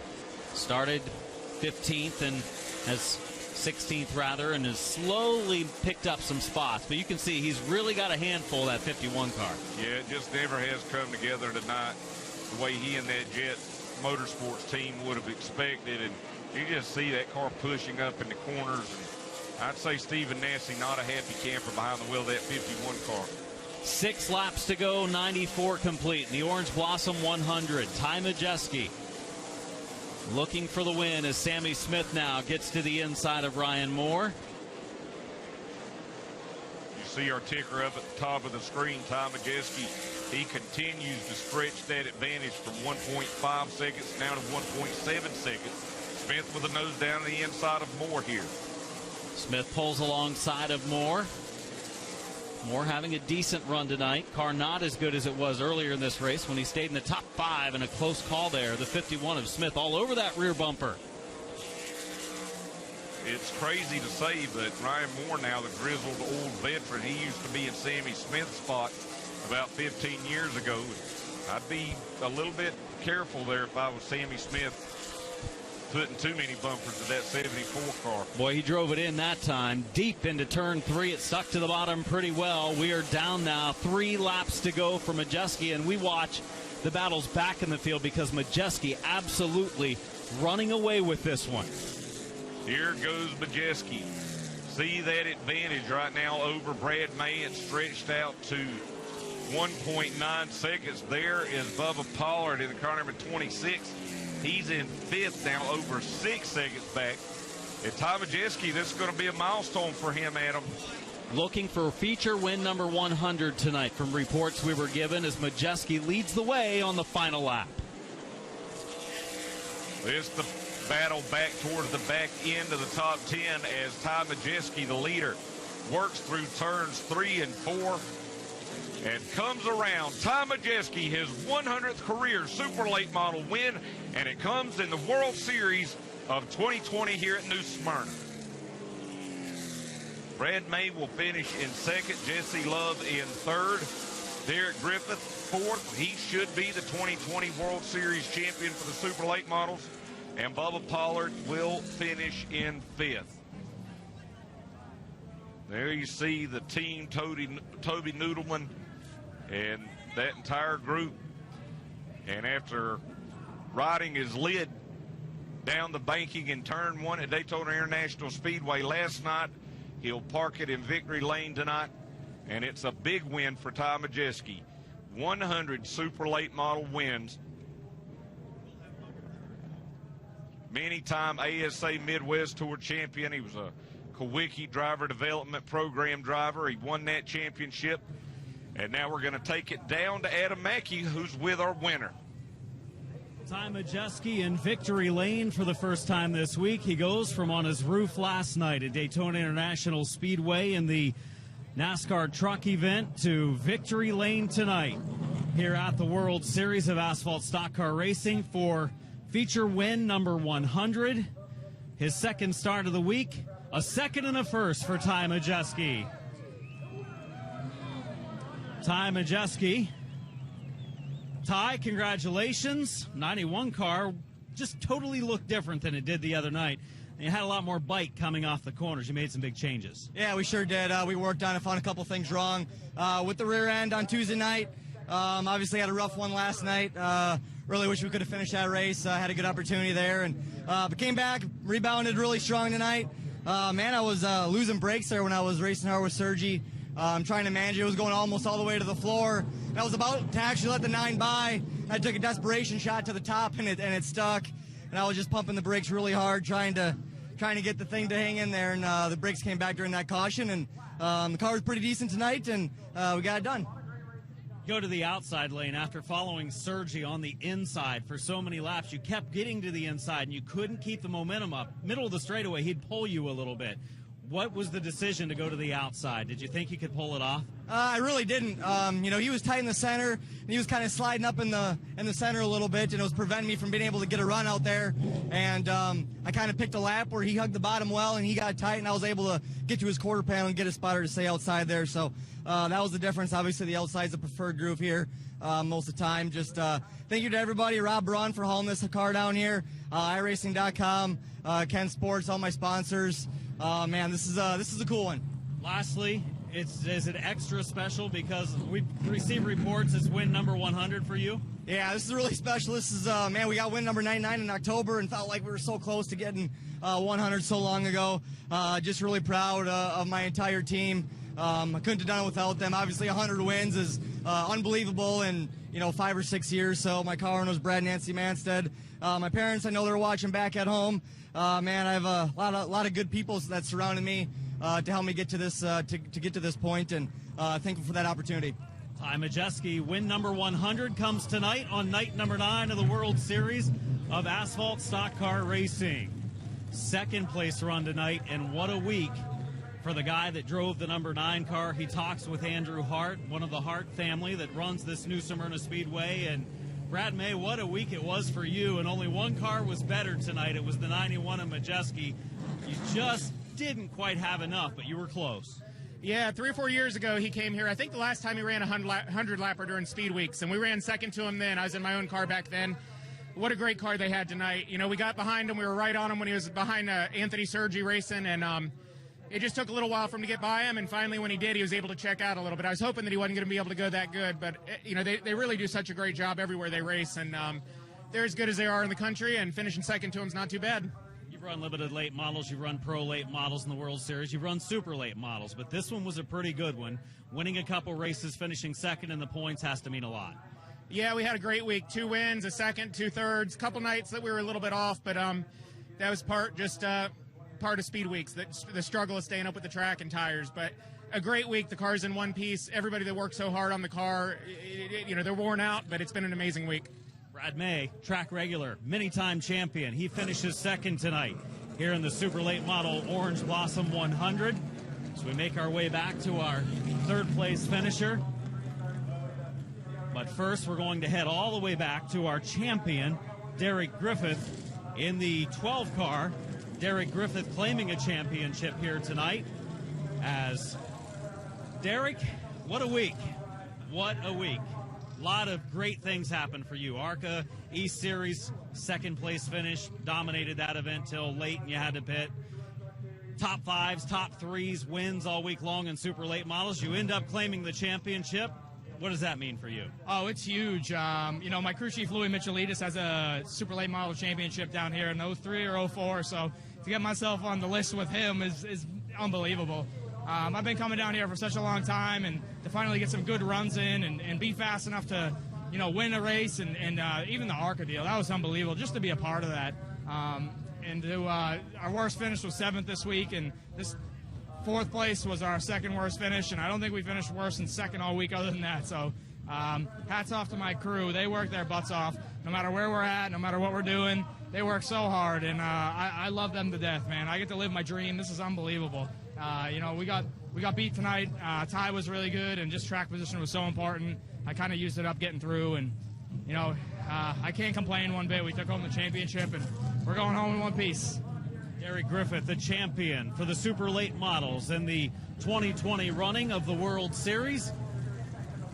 As we will now talk to our third place finisher, Jesse Love, driver of the number 21. Jesse, good run again tonight, man. What a field of Super Late Models. You're competing against some of the best out there, and you were moving forward. What would it have taken to get up there and compete with those top two? Maybe a restart or two really would have helped a lot. We definitely, we had a really good car, and, I'm so grateful. I'm so blessed to be a part of this team. They gave me such a great car every single night, and, I still need to learn a lot when it comes to stock car racing and super late model racing. I got a lot to learn. It's good to know that you got a lot to learn and be running up front with these guys and beating guys like Bubba and Nasty, guys like that, and running up front with these guys. So, I feel like I gave myself a little bit too much time or not enough time to get up to the third place, or the second place car, and just kind of cut myself a little bit short. So that's something that I'm going to get better at and learn more as I go. And, I can't thank this team enough. They gave me a really great car, and they worked their tails off the whole week. And the fans here were amazing the whole week. It's been a long time since I've been to a race with this good of an atmosphere, and everybody that runs this show needs to break their arm and pat themselves in the back because, they put on a really good show, and it reminds me a lot of sprint car racing back home. So I really want to come back next year. That's the plan, hopefully, because, I really want to win this thing. So I'm a little bit bummed out, but it's going to give me a lot of fire coming in next year. Jesse Love has very little to hang his head about. A third-place run tonight in a great field of super late models. He challenged for the championship, and what a great week it was. He speaks well, he races well, and what a night it was for the super late models, and Ty Majeski claiming win number 100.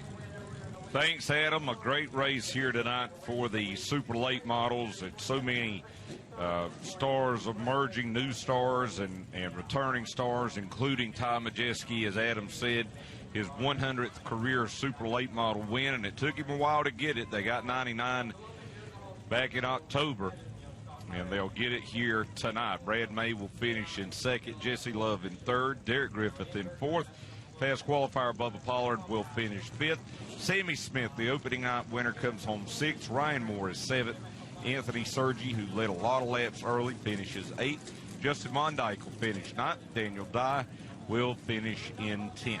As we'll take a look at our highlights of tonight's super late model action. Sergi and Daniel Dye starting up on row number one. Sergi jumps out into the early lead. Ty Majeski, though, in that car number 91, gets around Daniel Dye in the early going. Good racing tonight between Derek Griffith and Bubba Pollard. David Rogers there looking on, the many-time New Smyrna Speedway track champion. The biggest contact of the night, without a doubt, here for the two-time Snowball Derby winner, Augie Grill, as he gets caught up there with Jake Garcia and into the outside wall. A little bit of contact here on the ensuing restart between Sergi and Ty Majeski.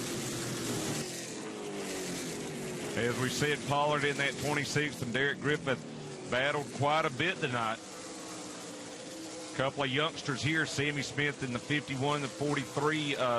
Daniel Dye go at it, but look at this move that Ty Majeski puts to take the lead up on the outside of Sergi. A lot of trust there, a lot of good work from the spotters. And Majeski is going to be able to get the run here out of turn number 2, and he would never be headed. He gets the lead back on this restart, continues to hold on to it. Bubba Pollard did make a surge at the end, but did not have enough time, as Ty Majeski was just too strong in his iRacing Chevrolet, taking home win number 100 for that Toby Noodleman-led crew. Great night here at the World Series in the Orange Blossom 100 here for the super late models, as they celebrated what proved to be a great night for Ty Majeski, as we said, after sliding on his lid last night at Daytona. Ty Majeski was pretty happy, and you can understand why after that last night. And had to be really disheartening, but that was a big win tonight, 100, and it came against a great field of super late model drivers. Yeah, I talked to him a little bit earlier, and who knows how many people have asked him about that accident last night at Daytona, including myself. And I think he was pretty clearly ready to stop talking about it. He didn't really want to talk about it anymore, and I can't say that I blame him. Were you waiting on me to say it the first thing you got out of his car? Hey, you wrecked last night. No, I didn't think you would do that. No. Absolutely not. And hey, tell us about that wreck last night. Oh, and you won the race. Congratulations. Right. Was disappointing for him and that team last night as they had a good truck and he was running in the top 10 up to that point, and then all of a sudden he gets hit in the right rear because a couple of trucks got together, and it's all part of that big track racing over there at Daytona. Sometimes you're just a bystander. Which, you know, one of the things I asked him, I said, is this in a way easier and harder than what you do at Daytona? And they both have got the traits in the sense that this is easier in a sense because you've got more control over what you're doing here. But at Daytona, as easy it is to get around that place by yourself, he's never drafted before. He doesn't know a whole lot about drafting. So, you know, he got a crash course literally in that this past weekend. And that's what we love about the World Series. Ever since it began, you know, 54 years ago, drivers have shuffled between doing stuff over at Daytona and doing stuff here at New Smyrna Speedway. Derek Griffith, you know, he joins a list of drivers like Dick Trickle, Butch Miller, in recent years, Ryan Moore and Bubba Pollard as a World Series champion, and that's a big deal. You know, they race, 7 out of 9 nights here, and if you can make it through that and survive, you've done yourself a pretty good job, and to take the championship to boot. Watching as the Florida Modifieds line up along pit road, their final night of the 2020 World Series, their chance for a championship tonight to be locked up. And Travis Eddy, the Beaverton, Michigan driver who will start second in that black and green number 78 car, he is the one to beat. 24 points ahead of Wayne Parker for the championship, and Travis Eddy has just had an outstanding World Series. And you could say he's got it locked up, but there are enough cars in this Florida Modified race, should he have some sort of problem early, that Wayne Parker, if he wins, could take over that points lead, but it is highly doubtful. Remember, if you're enjoying our coverage of TrackPass on NBC Sports Gold, be sure to use hashtag TrackPass to comment. You'll be able to catch great coverage here throughout the 2020 season.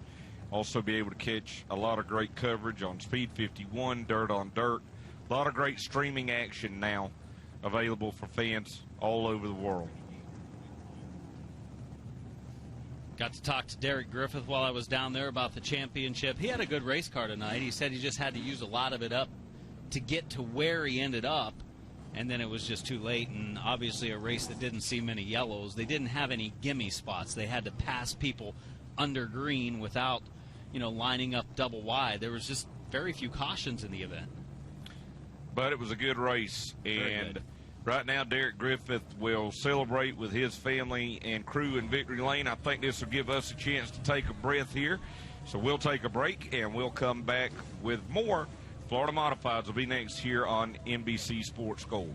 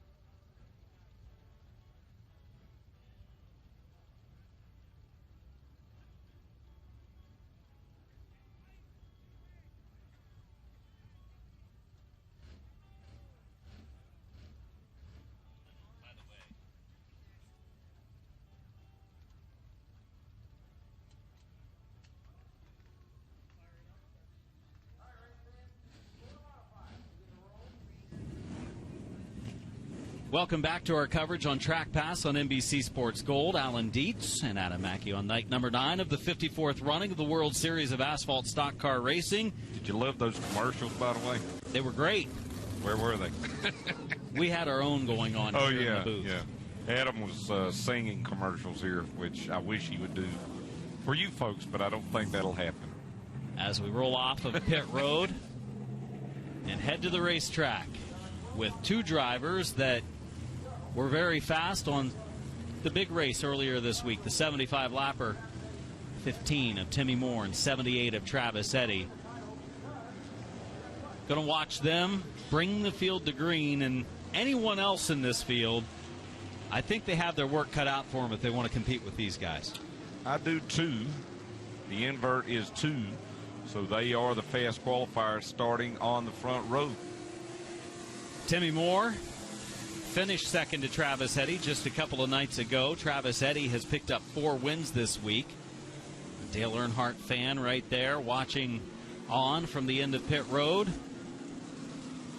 15 of Timmy Moore out of St. Pete, Florida.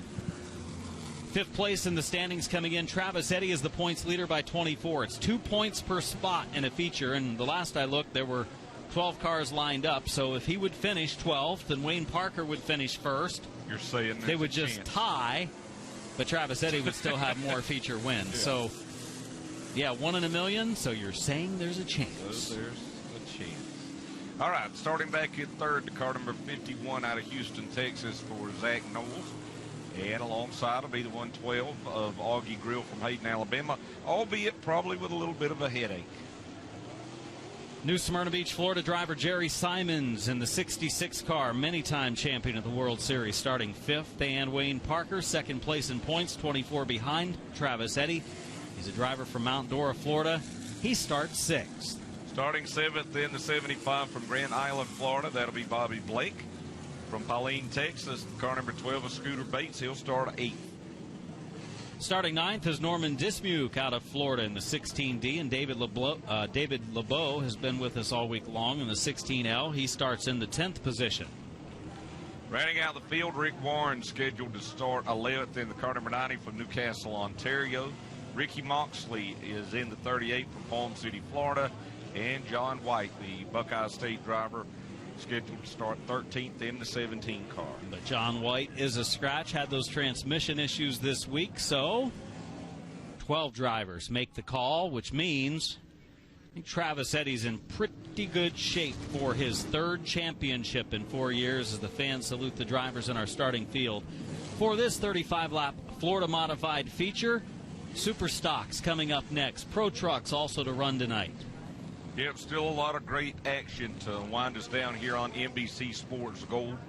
We're glad that you're watching, but we want you here with us here in New Smyrna Beach, Florida.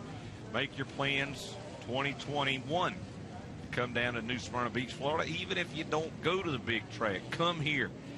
If you don't want to come to the same racetrack every night, you've got about, 4 or 5 racetracks within a couple of hours of one another, and they race everything from Legends and Bandoleros at Citrus County to dirt cars at East Bay and at Volusia, and just everything in between. The pavement racing, we've got you covered here at New Smyrna, and we hope you can come here and join us in 2021. It's definitely a good time. Giving the drivers a little time to warm up their tires, and now they stack them up. We're preparing for a start, but the yellow lights have come back on, so we're not going green this time. So we'll wait at least one more lap. As Ralph Miller, the chief starter, says not quite yet. You know, we were talking about Ralph last night and how he might need a little bit of Bengay for that shoulder. You know, he's been flagging for, what, if you count the practice days, he's been practicing for 10 days. But he's very conservative in the way that he waves his flag. I think he's saving something, and he's made it all week. All right, 35 laps. We'll make it up here for the Florida Modifieds. There's a little young lady who's a Kyle Busch fan. And We know he loves coming out and racing super late models, just like we see Kyle Larson and Christopher Bell and the sprints and midgets. All joking aside, she probably just loves M&Ms. Well, that's why my son pulls for Kyle Busch. I don't think he really cares about what he does on the racetrack. He just likes that he drives the M&M's car. Pretty cool deal. Gain a lot of fans just having M&Ms on your uniform. Quick story, 1997, Bill Elliott gets passed with 4 laps to go in the Daytona 500. Me and my friend immediately went to McDonald's. We ate Reese's Cups, and we got Amoco fuel. Because of Bill. Nice. 35 laps the distance. That's what you like to see, and that's what I'm sure the sponsors like to see as well. As Timmy Moore dirt tracks it off of turn 4 for the start, and Travis Eddy goes into the lead. And we did it in my mom's Ford Thunderbird. Look at this race here for third, Augie Grill. He has definitely gotten this 112 car better this week, but just has not quite gotten it to the level of where Travis Eddy is. On occasion, wow. He has raced with Timmy Moore in that 15. Moore just can't get that car to go straight right now, even down the straightaways. Yeah, most likely these drivers have not been drinking. They're swerving because the tires aren't hooking up to the racetrack at this point. Battle for second, Augie Grill to the inside of Moore. Side by side, Augie Grill and Timmy Moore for the number 2 position. Wheel to wheel coming off of turn 2. Grill would love to have a great run, as he's had a couple good finishes this week, but man, he's just had a ton of bad luck.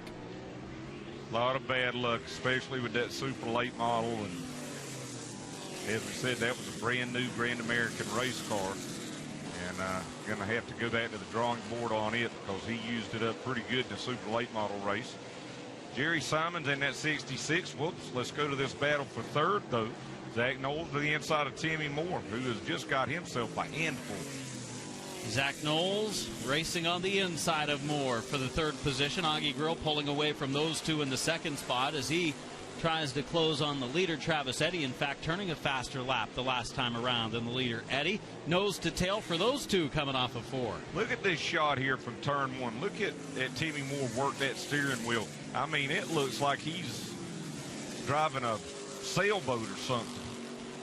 Big old school bus steering wheel or something. As he works it down into turn 3 on the bottom lane, the 15 of Moore. Had a little contact from Knowles there. Wayne Parker has caught those two in a hurry. So watch Wayne Parker. He's had a couple of rough nights in a row. He's running right now in the 5th position. He would like to move up to 3rd. Zach Knowles, a 2-time Modifieds of Mayhem champion. They race primarily at Montgomery Motor Speedway. He'll squeak by Timmy Moore, who now is going to have his hands full literally with Wayne Parker. Through turns 1 and 2, Wayne Parker looks much better tonight. They had a couple nights where they had some issues. Once was because of a rear end issue. You can see the rear rotors glowing on the one as he sets up a move on Timmy Moore. These tires we've talked about them this week, they this year went to a slick, but it's a harder compound, and the tire doesn't really fall off, but they are much harder, and they don't get into the racetrack as much as the softer compounds that they were running when they had a treaded tire in recent years. We're actually going to see that, too, in the Florida Pro Truck Challenge Series. They also had a treaded tire. Now they're running a racing slick as Parker tries to figure a way here around Timmy Moore. Into turns 3 and 4. Timmy Moore running 4th, Parker running 5th. Jerry Simons behind them. Simons running in the 6th spot. If you watch the ticker up at the top of the screen, Augie Grill is gaining, as you had mentioned earlier, and he's gaining a lot right now. The leader, Travis Eddy. I believe Rick Warnes in the 90 has fallen out of the race. He's on pit road. That is a good sign for Travis Eddy, who will clinch the championship pending tech, because there's no way Wayne Parker can even tie him now, as watching Augie Grill close that gap on Travis Eddy. You know, Augie Grill, he's told us several times this week that the car is getting close, but he just doesn't quite have what Travis Eddy has had or even what Timmy Moore has had. Well, he's got a lot more than Timmy Moore tonight. You see Moore struggling here with one of Wayne Parker, but he is gaining on Travis Eddy, that's for sure. Wayne Parker right there with Timmy Moore.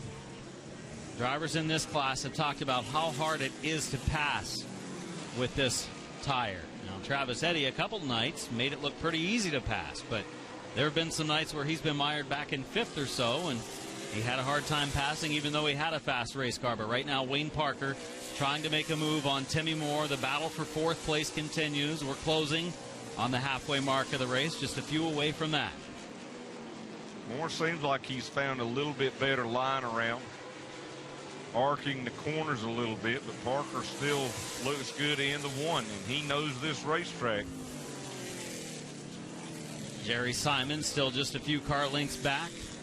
We've completed 15 now. Travis Eddy leading, Augie Grill running in second. Augie Grill just a little under a half second behind Travis Eddy. Last time around, quicker at the line. And he's been fairly consistently quicker than Travis Eddy as we continue to watch the best battle right now on the track here for fourth between the 15 of Timmy Moore and the 1 of Wayne Parker. There you see the battle for the lead as Travis Eddy has got that lead over Augie Grill, but it's only a couple of car lengths right now. Augie Grill had the look of being a little free on the exit of 2 that time. We'll keep a close eye on that as we come to halfway. 18 laps in, 17 to go as the cross flags are given. Travis Eddy, man, he has had a lot of motor under the hood of that 78 car this week, and that's when he's been able to really pull out over his competition. Augie Grill, that 112 car, handling well, and seems like he gets through turns 3 and 4 the best of those two. But Travis Eddy might not be overdriving it at this point, too, as he leads the 112. Grill cut into the gap, and then it's kind of stabilized right around a half second. Here comes Wayne Parker again, taking a look to the inside of Timmy Moore. Now, these Florida modifieds, not like the Tour Type modifieds we have seen. They have open wheels and V8 motors, but beyond that, that's about all the Tour Type modifieds with a much wider tire. They are a specific type of car, whereas these Florida modifieds are mainly IMCA or UMP style modifieds. Jerry Simon still running in the 66 in the 6th position. Following Moore and Parker. Haven't been very many passes here over the last 15 laps or so. It all happened very early, and of course with the small invert, Travis Eddy leading lap after lap. Timmy Moore, his car has gotten honestly a little bit better than it was those first couple laps where he was really hanging on to it. I mean, he was fighting it on the straightaways. You know, he couldn't even keep it straight on the straightaways, and he's still struggling to keep Wayne Parker behind him, but he's done it so far here with 12 laps to go. Keeping in mind that Wayne Parker this week has driven 2 cars. The one he started with and one finished second 3 races in a row was this one, but it's a little less horsepower than the other car he drove, and you can see he gets pulled a little bit down the straightaway in this car. Not the other one. The other one had rear end issues, so they've kept this one. And talked to Jason Boyd the other night, who works on the Wayne Parker machine, and said, man, it's been a struggle this week. I mean, he was really down because they had not picked up a win after winning like 8 out of the previous 13 races at Speed Weeks over the last couple of years. But can't hang your head too much. They've been second place a number of times this week. Most likely going to finish second in the standings. They just are probably going to come up short of winning a race here in 2020. Jerry Simons, he has pulled off the racetrack early. Some type of problem for him. Travis Eddy continues to lead. Just over a half-second advantage over Augie Grill. You know, you were talking about the motors and some of the strategy that Wayne Parker has kind of went back and forth on with that 1W. But, you know, Travis Eddy has not won these races because he's out-horsepowered these drivers. You know, horsepower doesn't hurt, but he has just beat them, especially late in the race. In the corners, the car's just been handling better. You never see that car wiggle. never see a bobble from that 78. Watch him be wayside, and there it is, you know. I mean, that's about as much as we've seen from him all week. But honestly, Travis Eddy's car has been into the track since the start of the week, and he had grown the lead up over 0.6 of a second. Augie Grill has cut into it a little bit with the slower traffic that Eddy has worked around. What happens this time as they come out of turns 3 and 4 while we watch them also watching battle back for third. Moore with about a car length right now. Make that battle for fourth, excuse me, about a car length over Wayne Parker. 6 laps remain. Timmy Moore running in fourth. Wayne Parker running in fifth.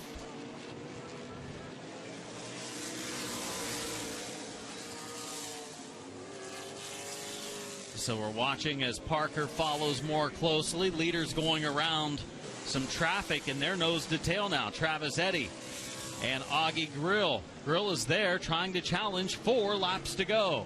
You know, Grill's car is really handling well, too. And that's one thing that he has gotten a lot better from where they started here last Thursday in practice. Just 4 laps to go. There's no margin for error. You know, just that little bobble that we saw a few laps ago from Travis Eddy, it surprised me how much Augie Grill was able to gain on it. 78 car, a little more power down the straightaway than the 112. Both cars getting through the corners pretty well. As you watch the 78 of Eddy leading the way, going to be 2 laps to go for the Michigan driver. Going to take a little bit of a hiccup. Man, Augie Grill, he really let that car go wide out of turn 4.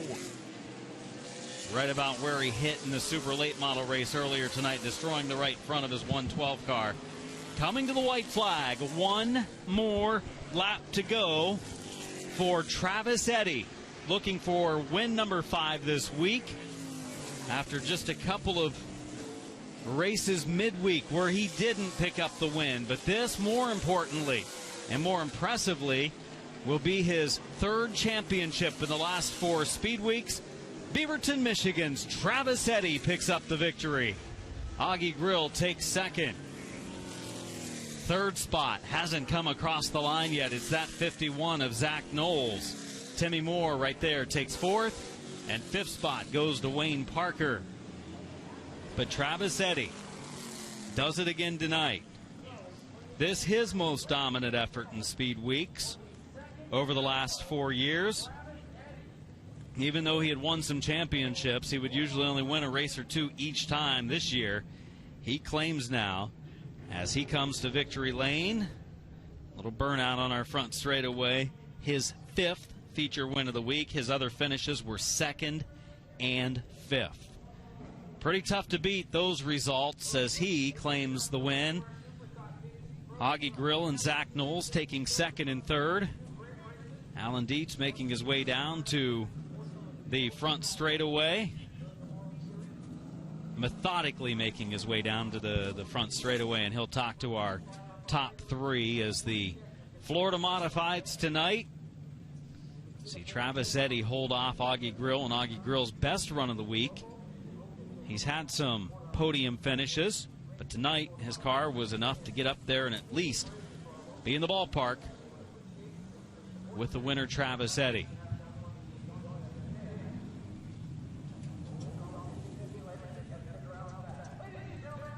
Here's Travis Eddy out of the car as he has dominated the World Series of Asphalt stock car racing here for these Florida Modifieds. He'll capture his 2nd straight championship, and it's been a great week or so for you guys. Is Augie Grill going to come over and congratulate him?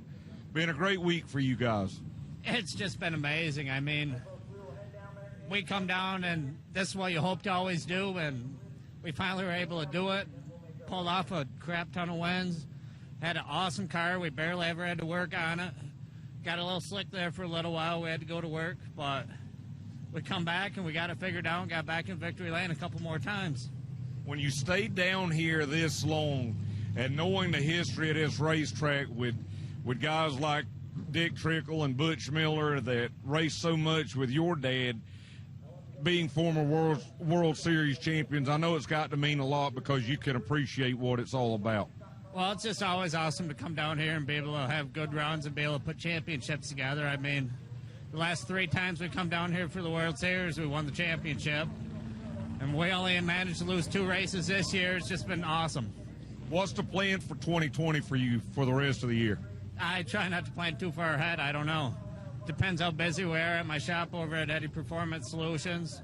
I'm sure we'll have a lot of stuff to work on. Last summer, I only ended up racing about 5 times, so already this year we've ran more than we did all summer last summer. Well, I'll tell you what, based on the way this car's ran down here, if you're not busy, something's wrong. Congratulations. Thank you very much. All right, Travis Eddy will take the win tonight and the World Series championship here for the Florida Modifieds. As we'll come back now at Augie Grill. And first off, on this Florida Modified, you guys have gotten it better and better and better, it seems like, every day since last Thursday. And you just about had enough there for Travis Eddy, but not quite. Yeah, we were lots better. Got lots better as the week went. Hats off to John Howell and BMF Shocks and Chassis. We didn't give up. Had a little problem in practice. Didn't actually get to practice today, but took a guess at it and made a few adjustments and got it really good. Just had to start in front of him. It's too hard to start behind these guys and run them down and be able to pass them. I get about 2 car lengths and I'd screw up and lose a few. So that's a lot better than we've been the rest of the week. At least we could see him. And I don't know. Now we got a year to think about it. What happened in the super late model race? Stephen Nassy. Well, and that's all Augie Grill had to say about that. And maybe you can add that as another driver that's going to have to, Stephen Nassy's going to have to contend with this year as we come back to our third-place finisher, Zach Knowles. And all things considered, knowing that you were down on horsepower against some of these guys, you got to feel good about your results. I mean, you basically were almost first in class. Yeah. I mean, I don't like to believe that horsepower comes into play, but it certainly does here at times. And we had a car, but we just had some kind of bump and run a little bit on the 15. He kind of gave us a little shove, so it kind of messed up a little bit. But we'll just have to come back next year stronger. I know you've won that Modifieds of Mayhem Championship a couple of times now over at Montgomery. Is that the plan this year? And for folks that maybe aren't as familiar with these cars, tell them a little bit about it. Yeah, like these are modifying ground up, 8-inch tire with a big motor pushing like 630, 720 horsepower. It makes them really fun to drive. Modifieds of Mayhem, it's a traveling series, and it's a great series to travel with. We're going to try to do that again this year because we had great success, and we'll see. Good job this week. Thank you. All right, Zach Knowles will come home with a third-place finish, and kind of a little surprised in that response from Augie Grill there, Adam, but always a little controversy to get stirred up here at the World Series to kick off the season. Yes. 2-word answer there from Augie Grill, which may surprise some, may not surprise others, as there's Travis Eddy winning 5 of 7 this week to claim the championship in 2020 at the World Series, as photographer Jim Jones handles some championship photos. Andrew Hart down there still congratulating each of our champions as we watch the opening start of the race when Timmy Moore somehow hung on to it. He was burning those rear tires all the way to the finish line, and Travis Eddy took the lead early on. Augie Grill was able to move up, uses the inside lane, coming from the 4th position to take second. Zach Knowles moved with a little bit of contact, incidental, as he gets by Timmy Moore into the 3rd spot. Augie Grill was able to run down Travis Eddy for the lead for just a short time as they worked traffic. But the 12 of Augie Grill in the 12 car, closes to the 78 of Travis Eddy, and that's all the closer he could get. There's the 78 of Travis Eddy claiming the win. Augie Grill taking second, and Eddy winning the 3rd championship in 4 years. He won last year's. He didn't compete a couple of years ago, and then he won the year before that, so Travis Eddy getting it done once again tonight. Coming up, we still have Super Stocks. We still have Pro Trucks. Yet to run here at the World Series, the Super Stocks are coming up next for their 50-lap feature. Stay with us.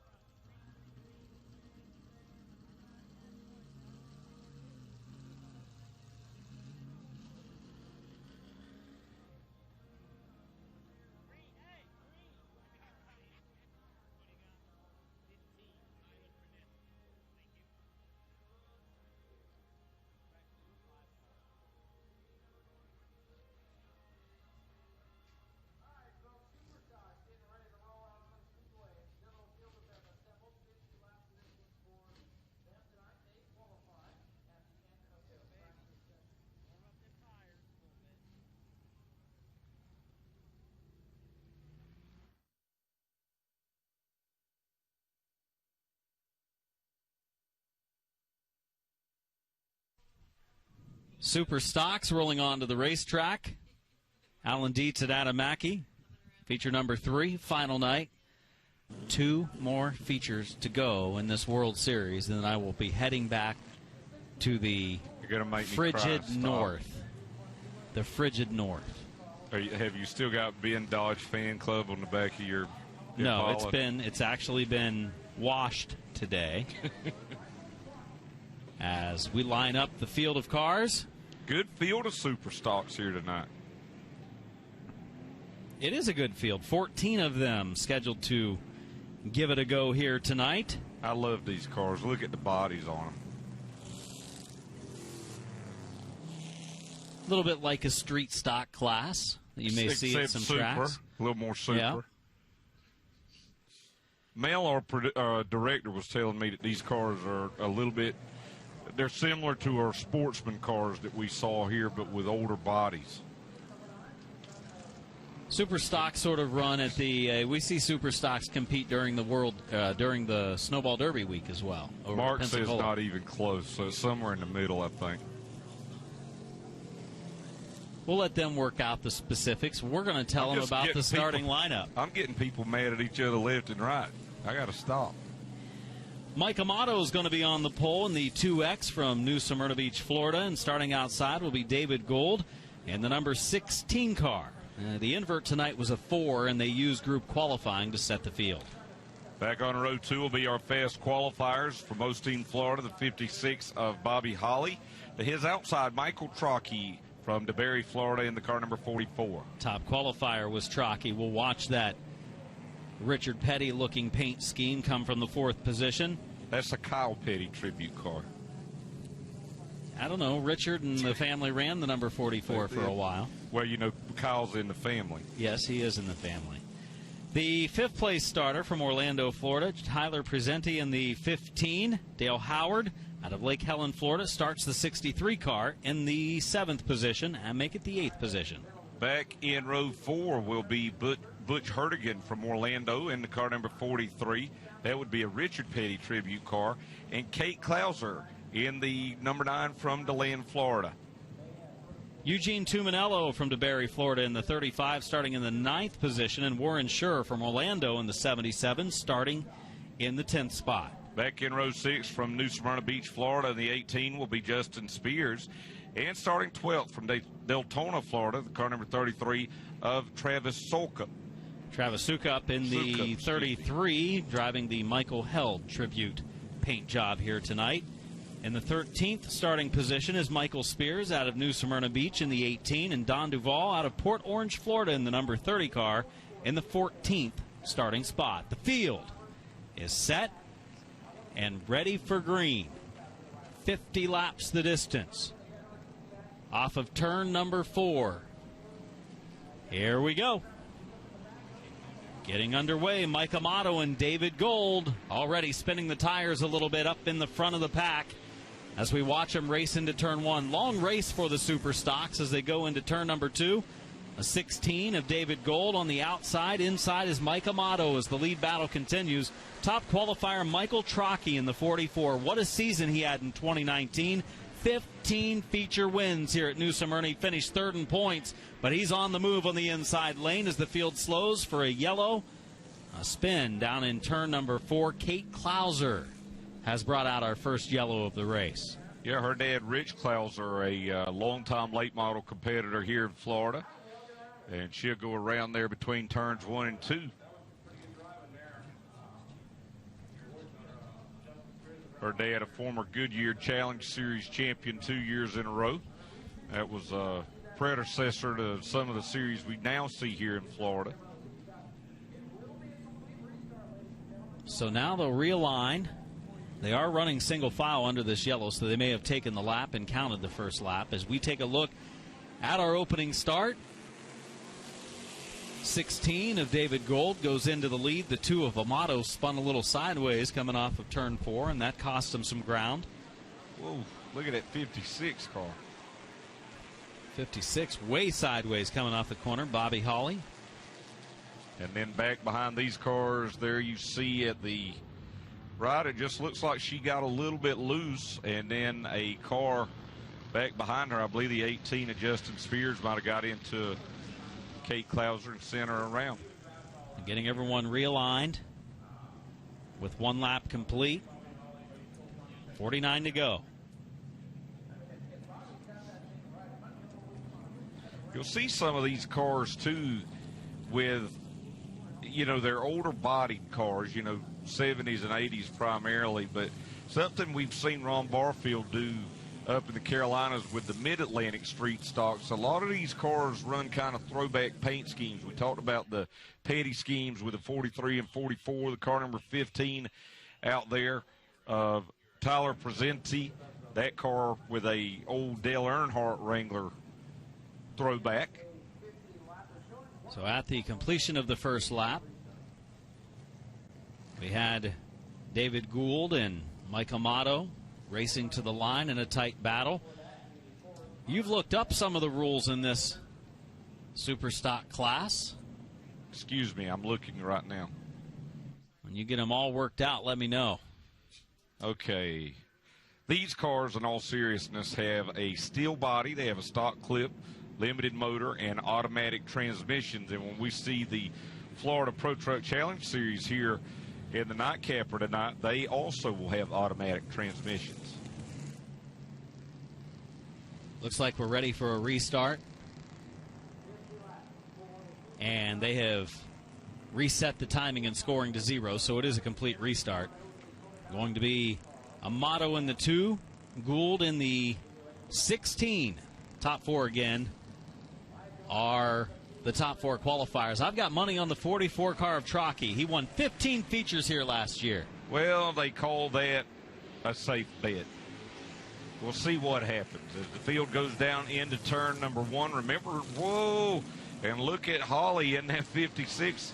Second time he's gotten really sideways over in turns 1 and 2, but here comes Trockey in that 44. Big old boat, but it's a fast one here at New Smyrna Speedway. I love the way those cars look. Gets to the inside for the number 2 spot. Gould running in second in the 16 car. And now some smoke starting to come out of that 56. Bobby Holly.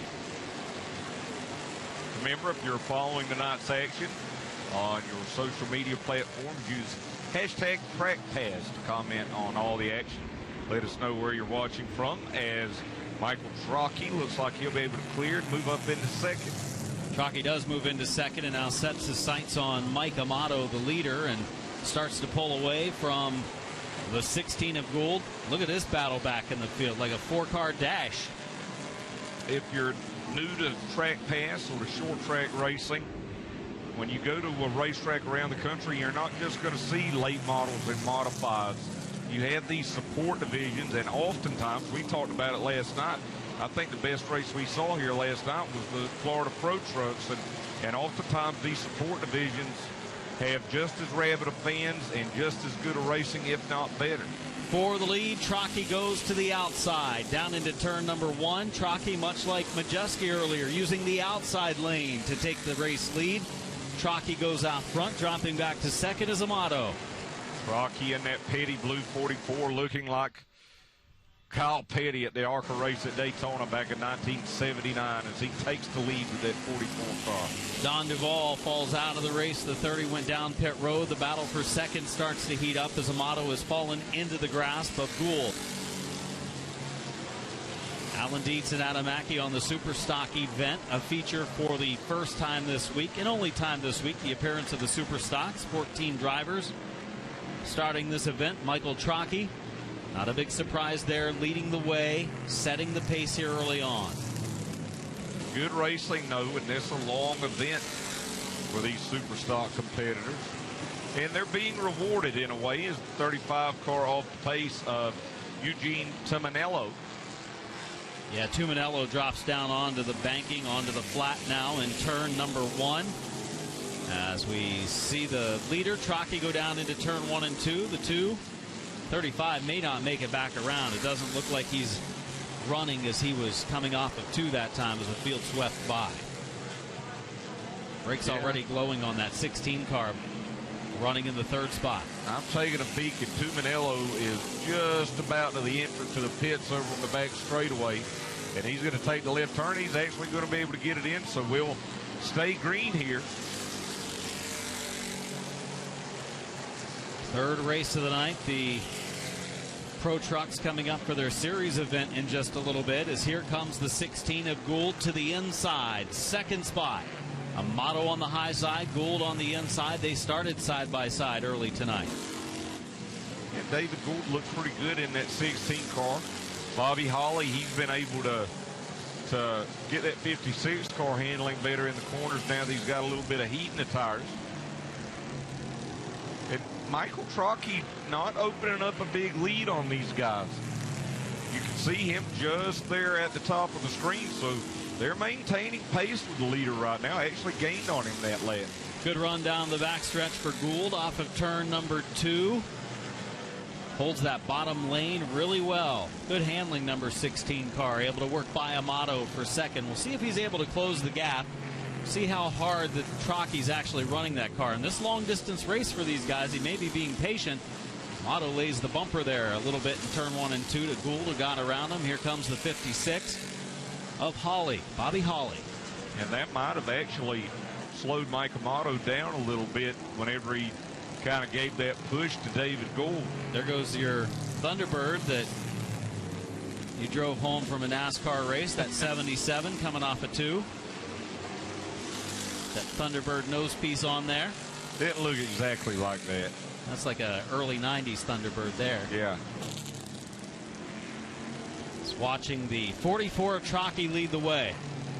And you know, they've been doing this down here since, what, 1964. The World Series started back in 1966. And fans have been able to come down and watch the races over at Daytona International Speedway, and at night come here to New Smyrna Speedway. And, you know, a lot of families from all over the country make it a vacation. And knock on wood, I mean, we have had wonderful weather here over the last 10 days, and hopefully for everybody watching tomorrow's Daytona 500, the weather will be just as nice. I had a chance to come down way back in 2001 to a World Series and come here, as you mentioned, every night. Went over to Daytona every day just as a fan, and said at that point, man, I want to come down here and work one day every year. And checked into it a couple of times, never really panned out until 2011 when I started working for Speed 51 back then, and I've been able to come down every year. This year calling the action here on TrackPass on NBC Sports Gold, and 10 years in a row now, and love coming down here every year, and you can see why. Just good weather, great racing, get to see the newer crop of young kids that come in and want to gain experience, and you see the stories develop during the week, and you kind of get a head start on the 2020 season on what folks are going to see in racing all across the country. And, you know, it's the relationships that form. You know, we were talking to Derek Griffith's car owners, Louis Michelitas, his car owner, and they were coming here in the early 2000s when Louis was driving a race car. Said they park in the same place that they parked back when Louis Michelitas was racing here. And, you know, then you see Jamie Elton and the Fathead Racing team there, and folks from the Jet Motorsports team, and relationships are built and friendships are built here at the World Series, and it's been like this for 54 years now. 56 of Bobby Hawley, the 2 of Mike Amato. 3rd and 4th on the screen. 56 has been a little bit of a handful for Bobby Hawley. He's kept it up in the top 5, but it's not been the best handling car at this point. Gets through the corner okay, sometimes gets a little free on the exit. Plenty of power in that 56 car, though. And these cars, unlike what we saw last night with the ground pounders, where those are more club racers, I mean, those are collector's pieces for some of those drivers. These are real race cars. I mean, these guys and gals are going out here and racing weekly throughout Florida, as Hawley will look again now down to the inside of Mike Amato. He gets down on the apron. Pretty good run through turn number 4 to pull alongside. The battle for the 3rd position. Mike Amato trying to keep it. Bobby Hawley wants it, and Bobby Hawley's going to take it coming off of turn 2. And look at the pride that these drivers put into these cars. They put a lot of hard work in these cars.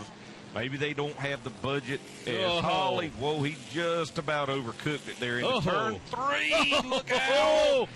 Oh, he barely hits the outside wall, but not going to be so lucky with the inside, and he hits it right there at our shooter, Kyler.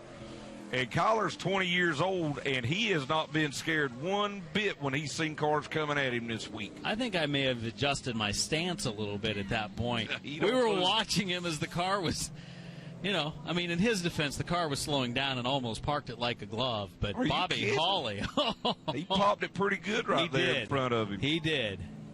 He did get it slowed down quite a bit, but nonetheless, a pretty hard pop, and you see the steam coming off of this car.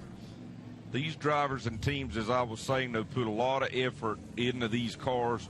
They work 9 to 5 jobs, you know, 5, 6, 7 days a week.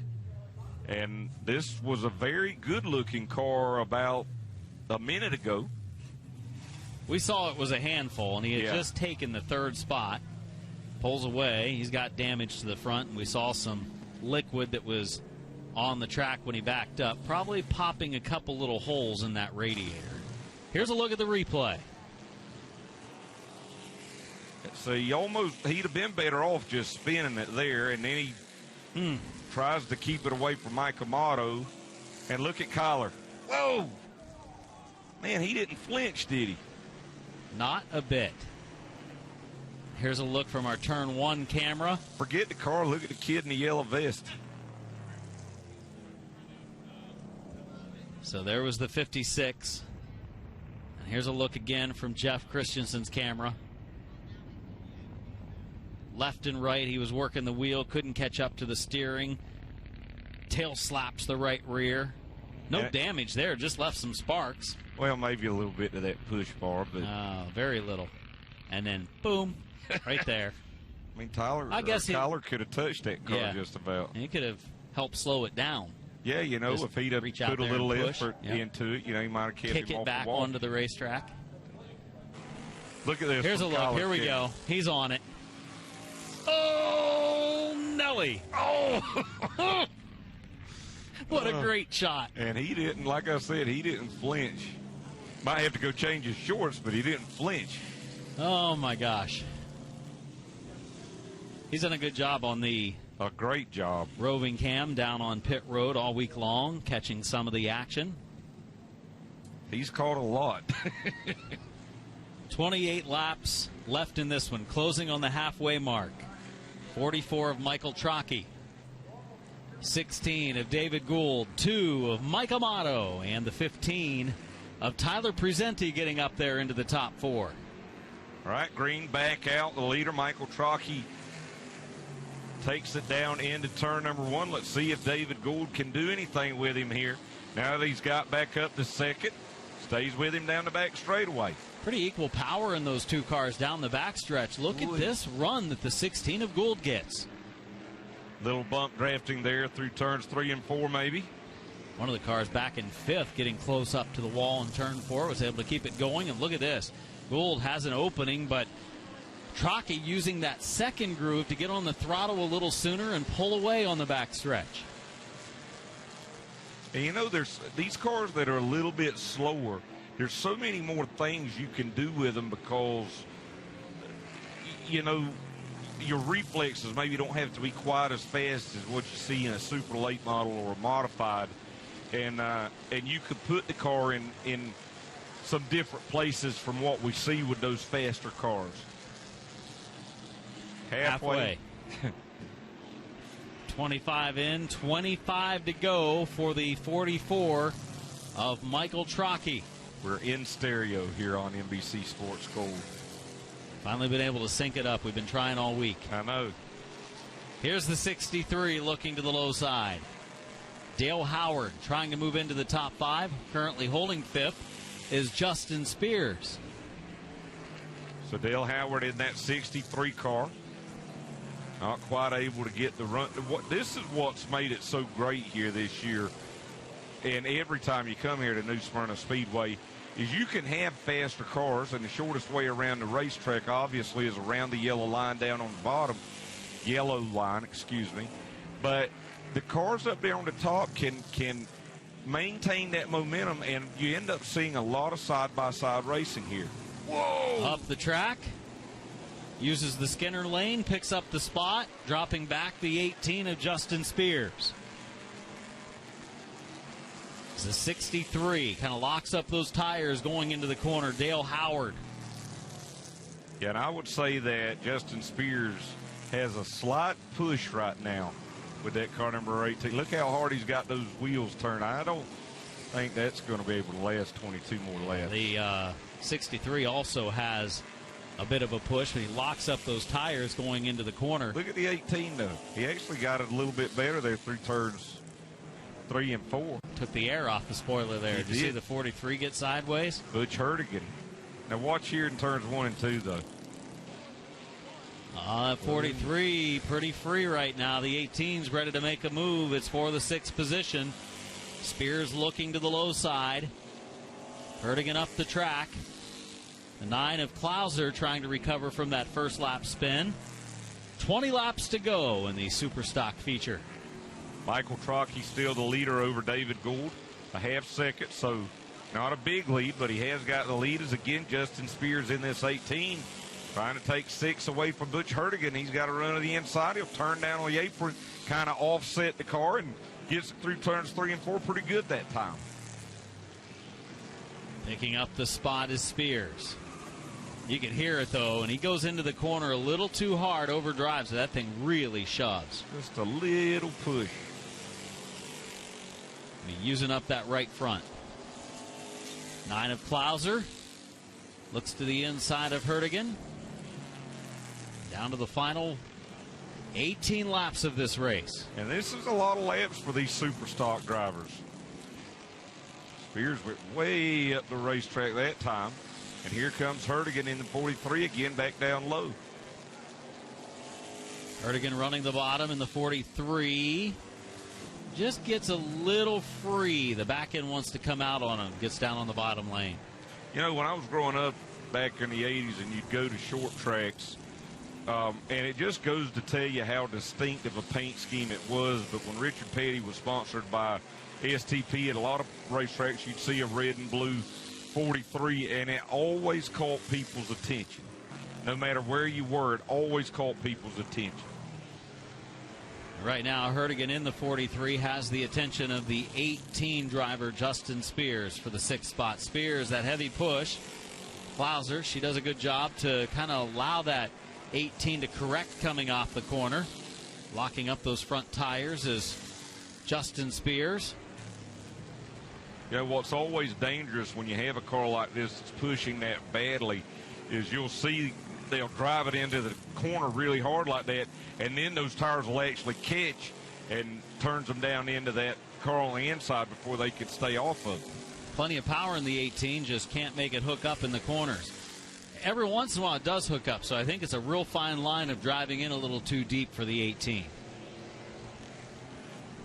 14 laps to go in the Super Stock feature. Michael Trockey leads the way. Well, I can already tell you what they need to do to that 18 car to get it to turn better. Needs a little camber adjustment. 220, 221, whatever it takes.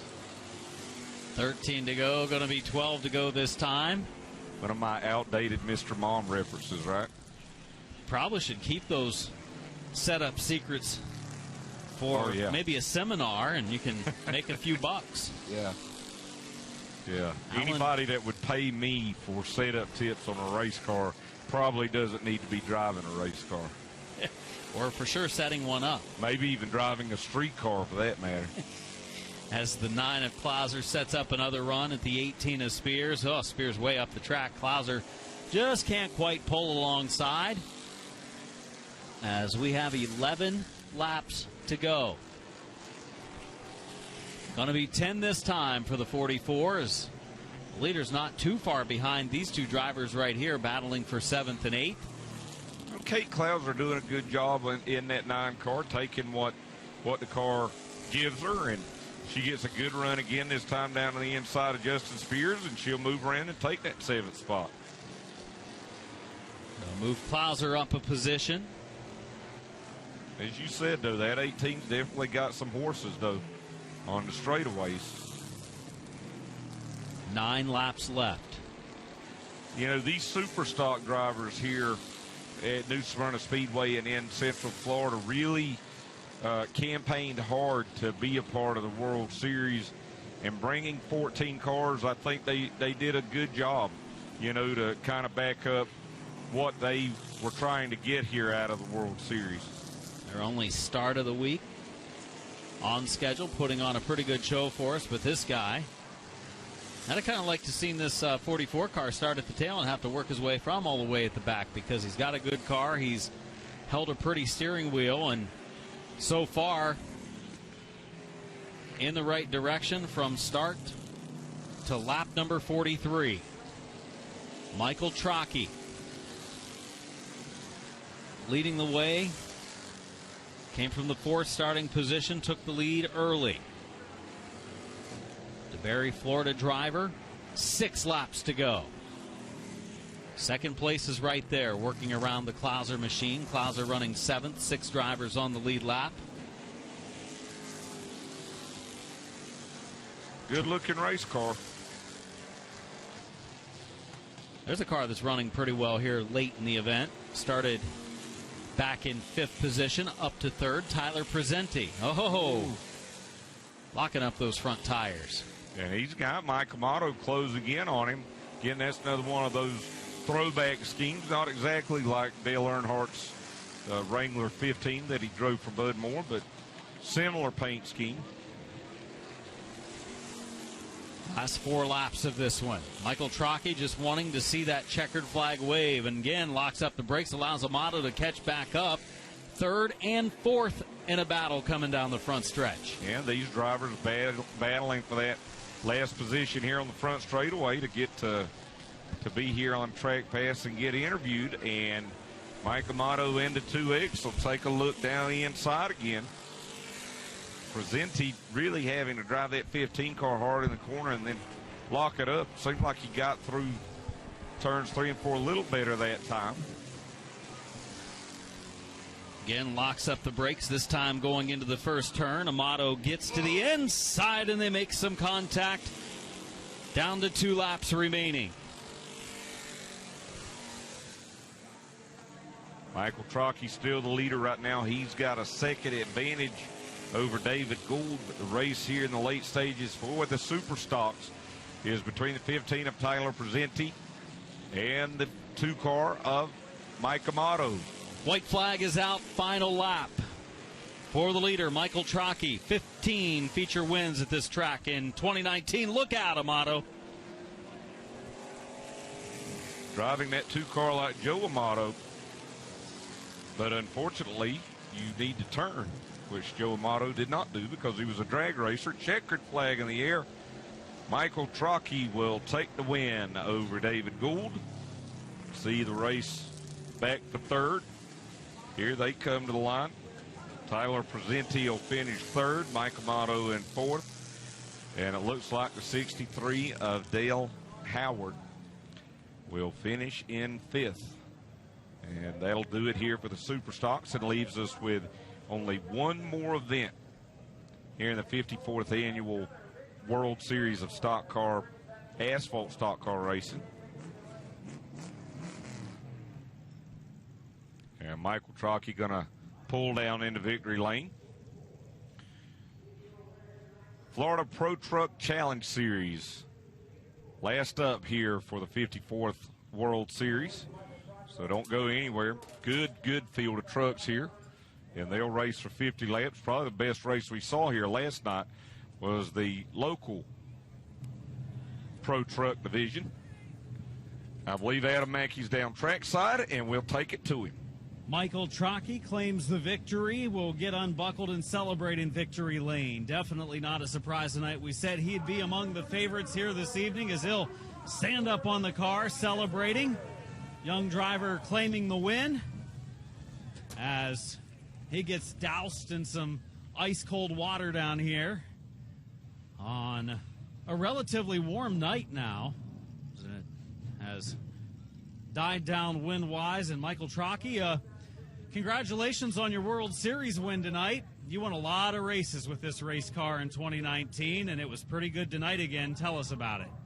Oh, yeah, it's awesome. I got my dad and Jason Boyd working on it, tuning on it, working on it, hard on it, making it better and better every weekend. So you get out front, you take the lead, and were you pacing yourself a little bit, or car have anything left? Oh, yeah, I had a little bit left, but I was just riding. No need to push it. I just had to save my stuff just in case we had a late race caution, so I had it. You had 15 feature wins at the track last year. What are your plans for 2020? Win every race I show up to. Will you get a championship this year? I don't know. We got another car we're going to go to Citrus with, and we got a sportsman coming along, so going to be prioritize a sportsman probably. Michael Trocchi, your winner tonight at the World Series of Asphalt Stock Car Racing in the Super Stocks. Congratulated in victory lane by Daniel Dye, who we saw earlier tonight. Moving our way back to the second spot, David Gould. He had a pretty good run. Good power for the 16 car. Hey, you were up there mixing it up with the top guys. You were able to get up front, battle it out with Amato, battle it out a little bit with Trocchi. Pretty good run for the 16. What would it have taken to get up there and try to get the win away from him? This is my first race on those tires. So tell us about those tires and the difference in them. They got 130 laps on them. Okay, so you could have used a little more grip, you're saying? Yeah, newer tires. They're running newer tires. I started out with 80 laps on my tires, but that's still handed out to him. He did it good, so. Fun race? Oh, yeah, man. Knocked the cobwebs out. Good run. I haven't been out here in 3 months. Good deal. David Gould, a second-place run in the number 16 car. Third-place run for this number 15, Tyler Presenti back here. He started back in the 5th spot. Didn't see much of you early in the race, and all of a sudden you were up in the top 3. Tell us about it. Well, at first the car was getting a little loose, and toward the end it was getting pushed. And then I saw Mike Amato coming because I was starting to make some mistakes there. These two left me, but I normally race at Citrus County Speedway, which is shorter. So thank New Smyrna Speedway for having all these open rules races to let us come and race here. I got to thank Mrs. Max Kitchen, Mile Marker 99 Key Largo, Thunder Country 100.3, Rhino Pools and Spas, WAUC 102.1 FM, and NC Tile. Look at you. You're like Mr. PR here in third-place run. Thank you very much. Tyler Presenti finishing third tonight here at the World Series. There were your Super Stocks. One race remaining in the 2020 World Series. Thanks, Adam. And let's take a look at our highlights here for our Super Stock 50. Green flag was out. Mike Amato starting on the pole with David Gould. The wild race for Bobby Holly tonight in that 56 car. That was right off the bat. Got the car sideways over in turn 2. First caution of the night waved on lap number 1 when Kate Klauser went around. And some more contact here between Bobby Holly and the eventual winner, Michael Trocchi, who will make the move here up to the outside of Mike Amato to take the lead. He'd never be headed from that point on. Good hard racing here in the Super Stock division. Little too hard here for Bobby Holly, who got sideways in turn 4 and could never bring it back in. And look at this amazing shot and listen. Boy, as he gets into the inside wall.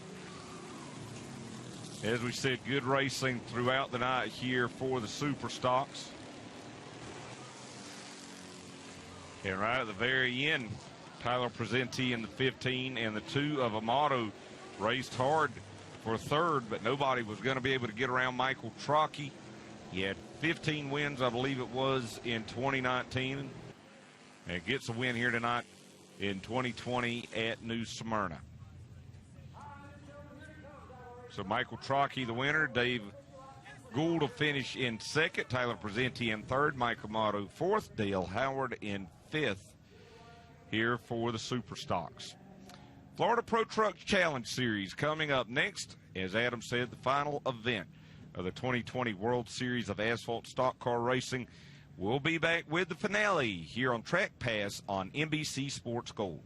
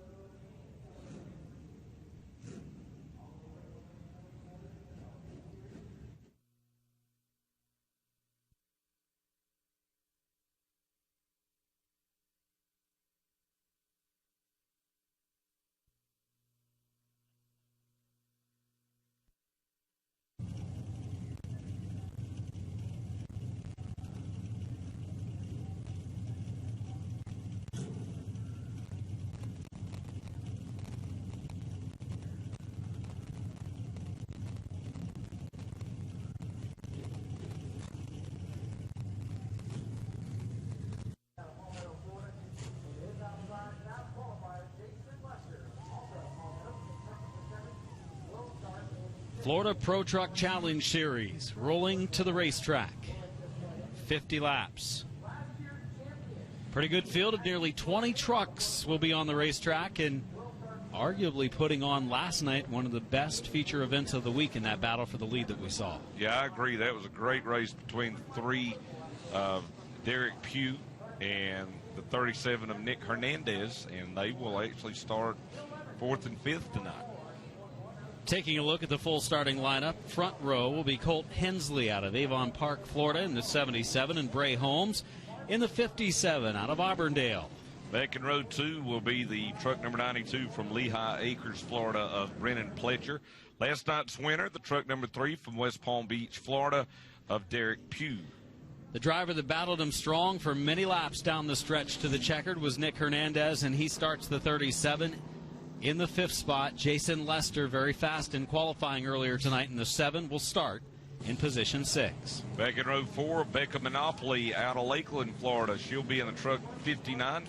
To her outside from Zephyr Hills, Florida, the 25 of Devin McLeod.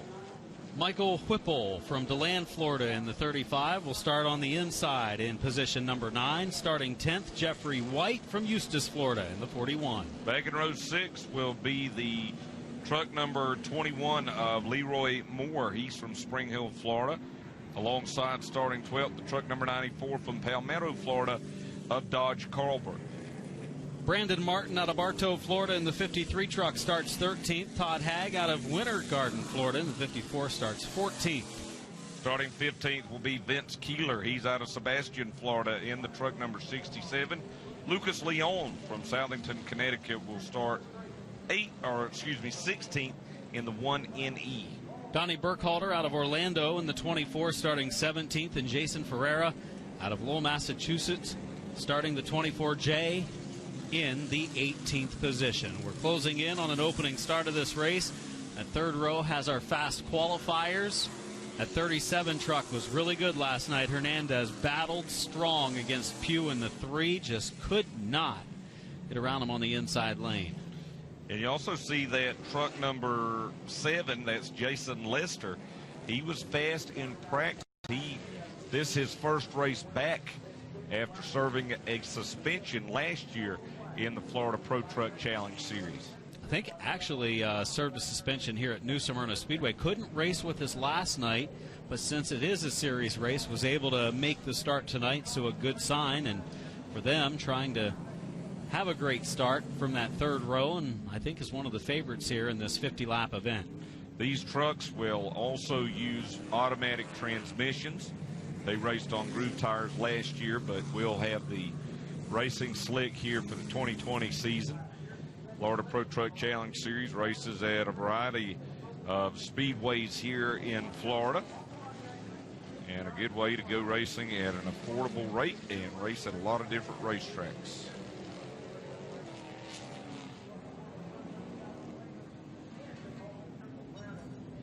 Feature number 35 of the 2020 World Series. Our voices are holding up pretty good. I'm ready for another 9 nights. Hey, can do it. I'd be all for it, but Let's I'd keep everybody here. Probably get a divorce. Everybody will be making the trip back tonight, tomorrow. Some people stick around for an extra day, but this, our final feature of the week. Yeah, the Daytona 500 is tomorrow, so there'll be a few people sticking around. As we're ready for green, Colt Hensley and Bray Holmes bring them in. 50 laps the distance. Florida Pro Truck Challenge Series underway.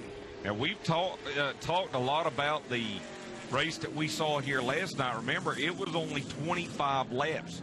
This race double what we had here last night. And there are the two drivers, Derek Pugh and Nick Hernandez, side by side there in the 3 and 37. Leading the way for lap number 1 is Hensley. The battle, 2nd, 3rd, 4th, 5th on back.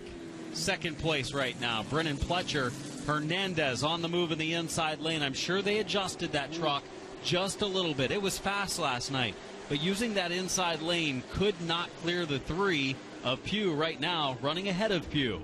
Yeah, he's got to be happy with where he's at right now. Last lap, we saw Derek Pugh in that 3 truck get awful sideways out of turn number 2. Watching as Lester in the 7 tries to move up from the 6th spot. Lester still running in 6. Monopoly in the 59 right behind him. And the 41 following closely, Jeffrey White. Everyone running the inside lane on the exit of 4, and a battle for the lead heading to turn 1. Brennan Pletcher in the 92 will take a look down on the inside of our leader, Colt Hensley, and a good move there, power move. He'll clear Hensley fairly easily and opens up the inside lane now for Nick Hernandez. Hernandez makes a run to the inside. Could not get enough forward bite when running the inside lane last night to pull off passes, but this time moves up into the 2nd spot. Moved the 77 of Hensley back to 3rd. 4th and 5th still side by side. Trucks look a little more stable than they did last night. Remember what Ty Majeski said earlier today, that without that Tour Type modified rubber on the Speedway, it helped the handling of his car. It may be helping the handling of these trucks. As the 7 of Lester makes the move. Definitely looked different at this stage of the race, but again, they had a night to kind of work on it too. And we heard the Super Stock driver Bill Gould said, first time I've raced with this combination of tire, and he said it took him a while to get used to it. And Lester thought he was clear of the 57 and wasn't quite. Is now, though, after he saves it from going into the wall. Jason Lester, a scary moment. Derek Pugh able to work around Colt Hensley there in the truck number 3. That'll move him up to 3rd. Derek Pugh, last night a strong run, now in the 3rd position, started 4th after that great battle with Hernandez a night ago. That was a fun one to watch. One of the longest battles for the lead we've had all week. Of course, we've had some good ones as we see Lester continuing to try to make his move forward. Lester in 5th, Hensley right in front of him, and they can pace themselves a little bit. A long 50-lap event. Fans, don't forget, you can make your final comments here on the 54th World Series of Asphalt Stock Car Racing. Use hashtag trackpass and let us know what you think. Any suggestions for 2021, or just comment on the coverage, and we appreciate have looked at all your comments that you have sent throughout the week. Appreciate everybody that has been watching back at home. Taking a look at our scoring, Nick Hernandez has turned the fastest lap of the race with a 20.38. Brennan Pletcher's been the 2nd fastest truck with a 20.51. See the 41 truck there. Jeffrey White, he smoked the turn down into turn 1. Looks like he might have a little bit of a left front fender rub. See what he does this time. And again, some smoke going to come out from underneath that left side. It is coming out of the left front, whether it be tire smoke or a leak over on that side that's coming out, but nonetheless, definitely some smoke on that 41 truck of White. And White running fairly well in the 7th position, a little bit quicker than the 6th place truck of Bray Holmes. Took a peek to the inside.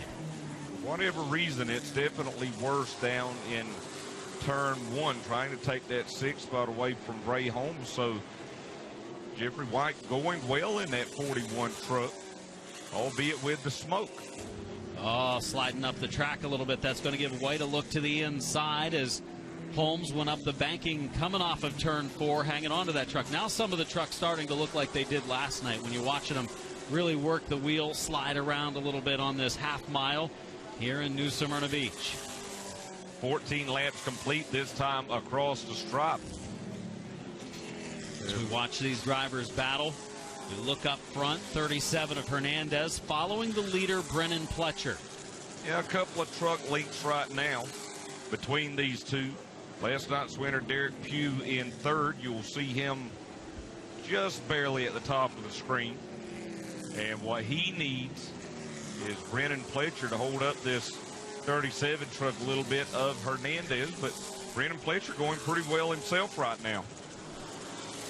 Watching them work through turns 3 and 4. Pletcher leading another lap.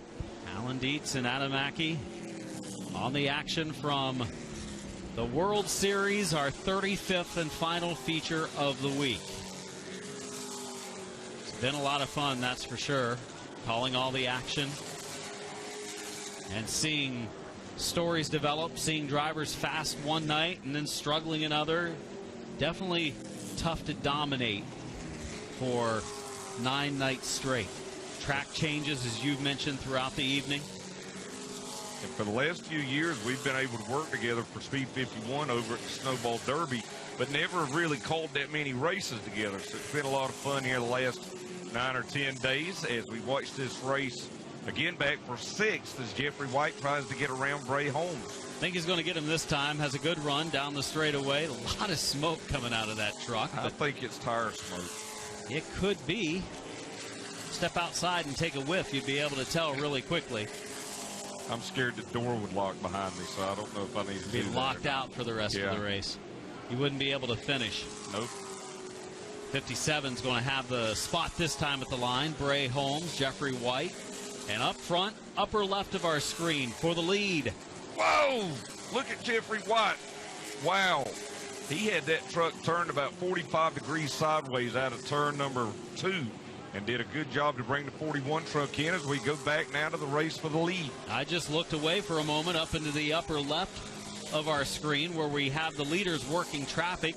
They'll go to the low side of the 54 truck of Hag, moves out of the way. Another moves down to the bottom side of the racetrack. Lucas Leon. 14 drivers on the lead lap now as they're going to be in a little bit of traffic for the rest of this race. Hit and miss, and we're going to see if Hernandez is able to set up a run at the 92 of Pletcher. They'll work by the 94 truck of Carlbert, who was running in 14th. We are closing on halfway. 22 complete, 28 to go. For you Derek Pugh fans watching back at home, he has actually lost a little bit on this race for the lead, but he's also working some of that lap traffic now. Right on the bottom line, coming through turns 3 and 4. See the 37 of Hernandez. Slide it out to the wall. You see that truck number 53, Brandon Martin, he was pointing down to the inside, and a good gesture there to leave no doubt for the leaders as to where they needed to go. Watching our leaders, first and second, heading through turn 4. Hernandez really sliding that 37 truck around a little bit. It looks very similar to last night, doesn't it? It does. Only the 92 is holding the bottom line. Remember, Pugh moved up into the second groove last night and just kept his truck up there because he knew the 37 really couldn't make it happen down there. Now, going to try to do it while they work around some traffic. The difference that I'm seeing right now is, you know, Derek Pugh, when he was leading last night over the 37 and Nick Hernandez, neither truck was handling very well. There you see Pugh in the 3 trying to hold off Jason Lester in the 7. It does look like Brennan Pletcher right now is handling a little bit better out front. Working that wheel is Lester in the 7. Mentioned him in the 4th position. We're past halfway. Just completed 25. Now 26 that time. 24 to go. Where they really slided out of turn number 2. It seems like more so out of turn 2 than they do out of turn 4. Florida Pro Truck Challenge Series on the track for the final race of the week. 9 nights of racing, going to get them all in, despite a little bit of rainfall the last couple nights. That delayed the program a little bit, but tonight only by about 15 minutes. Yeah, all in all, not a lot of precipitation at all while we've been here in Florida. Good job this week, too, by the CRA officials that overlooked, race directed, helped with tech this week. Glenn Luckett, R.J. Scott, Greg Wood, Eddie Chu, and the whole gang that did a good job there. And really haven't heard any issues, or race car drivers are pretty famous for complaining, and haven't heard a whole lot of complaining this week, which has been nice.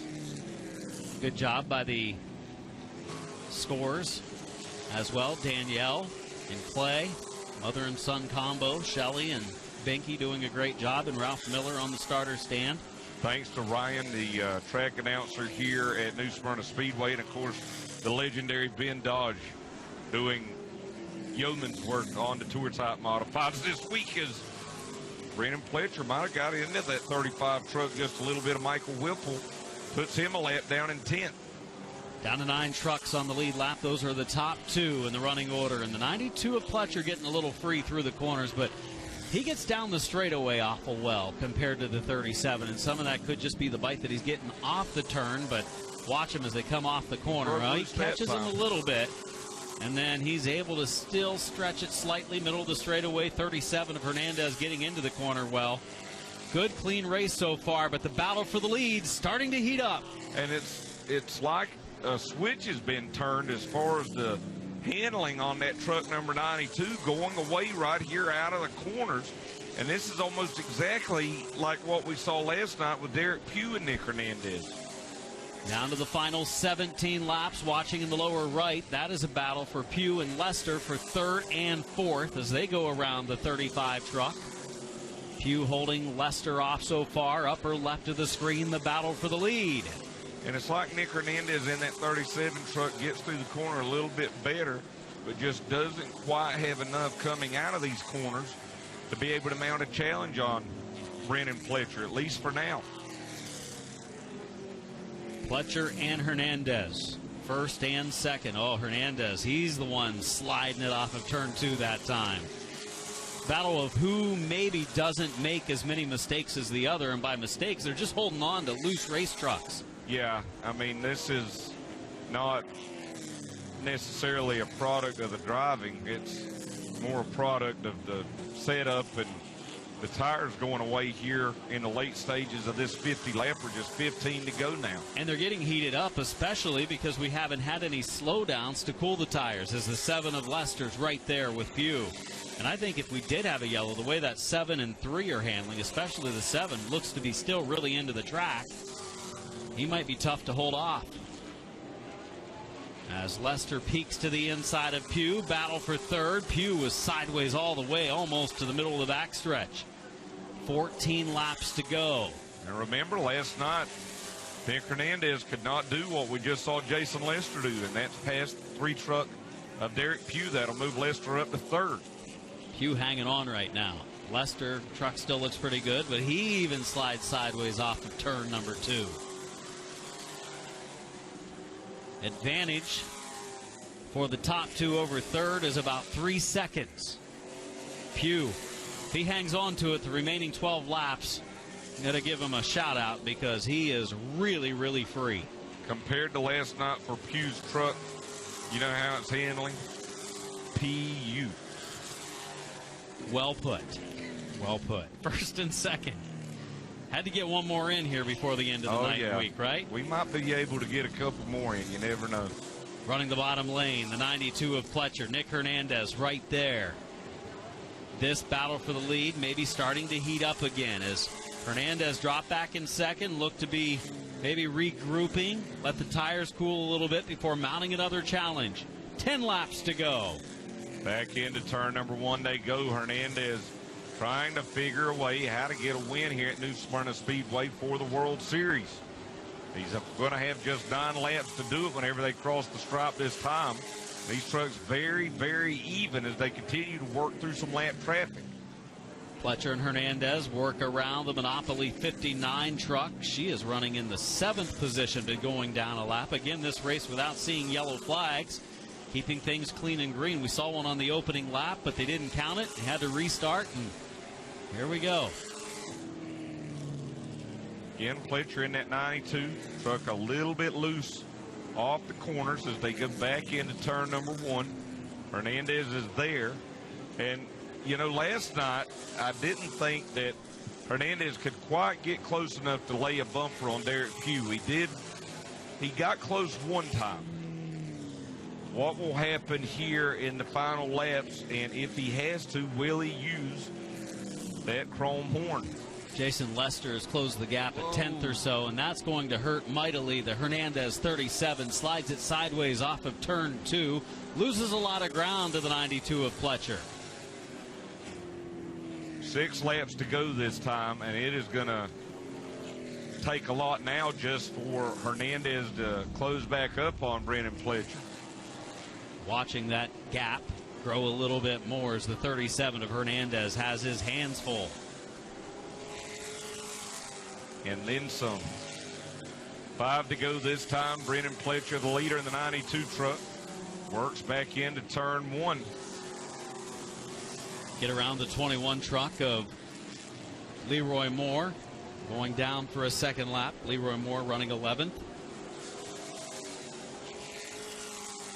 Down to 4 laps remaining for that guy right there. The 92 truck. Brennan Pletcher, Lehigh Acres, Florida driver, started third, was third fast. Check that, fourth fast in qualifying. The security fence, number 92.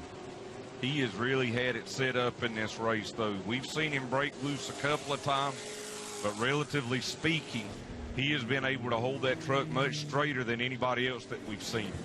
Now a run to the inside of a lap truck, clearing and trying to clear the 54 Heg machine again, and will do so on the back straightaway. 54 checks up to make sure and allow the 92 plenty of room. 2 to go this time for the 92 of Brennan Pletcher.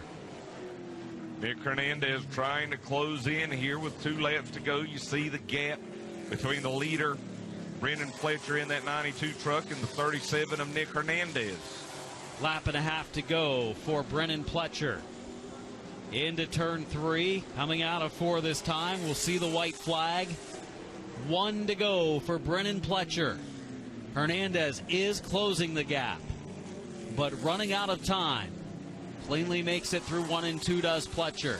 Truck looks good coming off the second corner, half a lap to go. Last night, Derek Pugh beat Nick Hernandez. Tonight, Brennan Pletcher comes off of turn number 4. And the Lehigh Acres Florida driver wins the Florida Pro Truck Challenge Series 50. Nick Hernandez takes second. Jason Lester takes third. Derek Pugh finishes fourth. Colt Hensley takes the 5th spot. 6th, Bray Holmes. 7th, Becca Monopoly. 8th, Devin McLeod. 9th, Brandon Martin. And 10th, Todd Haig. As this one ends our week, it's the World Series of Asphalt Stock Car Racing. Comes to a close on Track Pass on NBC Sports Gold, and Brennan Pletcher brings it quickly down to victory lane as he's ready to celebrate. You can see him pounding on the steering wheel, happy with the win tonight. And these truck drivers, while the trucks looked stable early on, as Alan and I talked about, as the race went on, they became a handful. As Pletcher will unbuckle and celebrate as the final winner of 35 events that we saw in front of very good crowds night in and night out, and the 54th running of the World Series. Pletcher puts on the ball cap, and as soon as he finishes getting the safety equipment off, will climb out victorious here tonight. There he is, the winner, Brennan Pletcher.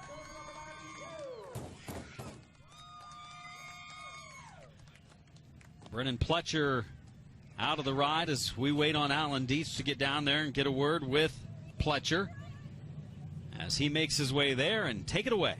Here with Brennan Pletcher as he'll get congratulations from Nick Hernandez. And Brennan, congratulations. We'll turn you here towards the camera. Great run out there tonight. Yeah, thank you. Yeah, this is all my parents. They set up last night. The truck wasn't too good, and we changed everything to try to get it good tonight, and it sure paid off. Well, I know this Florida Pro Truck Challenge Series win for you is big. You talked about the handling of the truck, and it broke loose a couple of times, but relatively speaking, everybody else around you, it was fairly straight. Yeah, right at the end there, it was starting to get a little slick. Yeah, but I knew if I could just not spin the tires and keep it straight off the corner, I don't think he could get a got around me, and he couldn't. So, but this is awesome. I finally get one of those big checks that they give out and everything. This is awesome. Well, you did a great job out there tonight. Congratulations. Yeah, thank you so much. All right, Brennan Pletcher into truck number 92, coming home with the Florida Pro Truck Challenge Series win tonight, as we'll come back to our second place finisher, Nick Hernandez. And Nick, different night, but same story as what we saw here last night. All over the leader, but just couldn't quite get him. Yeah, I just didn't have enough for him.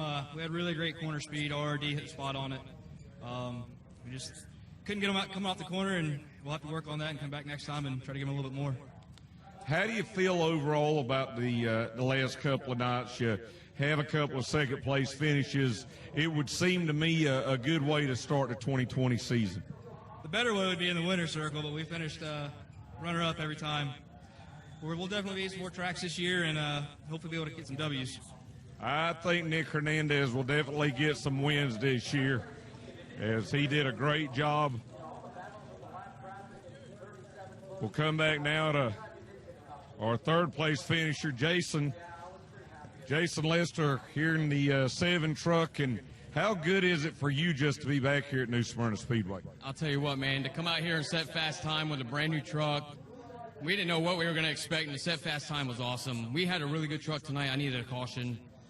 Just, there's stuff everybody's leaking stuff. There's oil all over the track. But you know what? We'll take third place.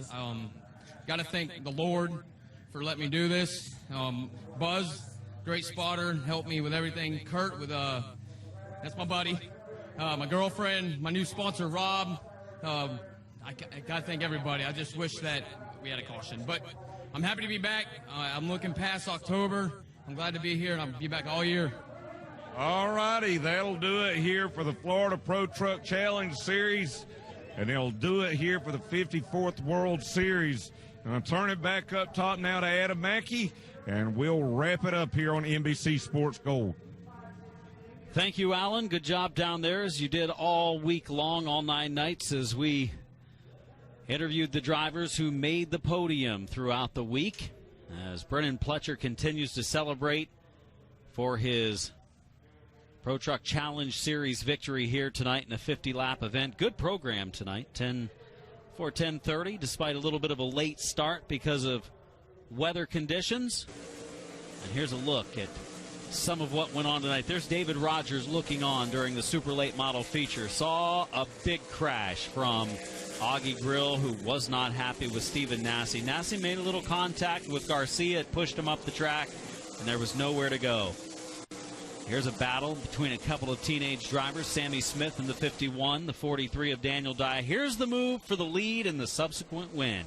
Ty Majeski got to the outside of Anthony Sergi, made the move, a bold one in the second groove, which we haven't seen many drivers do all week. And he makes the pass coming off of 2, picks up the win, claims the W as Ty Majeski rolls across at the checkered flag. Brad May took second in that super late model race. And there's Majeski celebrating his 100th feature win in probably 5 years or so of super late model racing. What a career it's been so far, as now he tries to impress in the NASCAR Truck Series this year. There's Florida Modifieds. It was all about Travis Eddy all week long, and guess what? It was all about Travis Eddy tonight. Travis Eddy from Michigan wins his 5th of the week, 5 for 7 this week, and he claims his 3rd championship in 4 years. The year that he didn't was the year that, well, he didn't come down to compete in the World Series. So Travis Eddy, son of Mike Eddy, making a big name for himself in racing year after year. Here, watch this. Bobby Hawley goes down into the inside retaining wall, and what a view here Kyler Hope had. Listen. Wow. Michael Trocchi in the 44 across the line claimed the victory in the Super Stocks. Trocchi won 15 features in 2019 here at the track, and he says he's going to try to win them all this year that he competes in. Well, if he runs like he did tonight, he stands an awful good shot at that. Super Trucks, there was your winner. After a little bit of a challenge from Nick Hernandez, it was Brennan Pletcher claiming the victory. And a good run he had as the fans filed out of New Smyrna Speedway. A little struggle to get up on that tall door and celebrate there in Victory Lane. Pretty good crowd here tonight, Adam. It was. Great crowds all week. The crowds definitely were up this year. Last night was hurt because of the weather, unfortunately. Some wet weather came in during practice and qualifying, and it hurt the crowd a little bit for the big Richie Evans Memorial. Still was a good crowd. Good crowd tonight on Saturday to see the super late models run. Car counts were strong in each of our classes, and looking forward to 2021, to the World Series of Asphalt Stock Car Racing, when it will be the 55th year, the double nickel. And just fun year after year, and I'll be looking forward to making my 11th trip down here to New Smyrna Speedway. And, you know, the thing about it is, as we look forward to 2021 for the World Series. There's going to be a lot of great short track racing through 2020. We're at the very beginning of the season. Remember, you can go to places like TrackPass on NBC Sports Gold 51, Speed 51 that is, Dirt on Dirt. There's a lot of great streaming services that will carry short track racing for you throughout the season.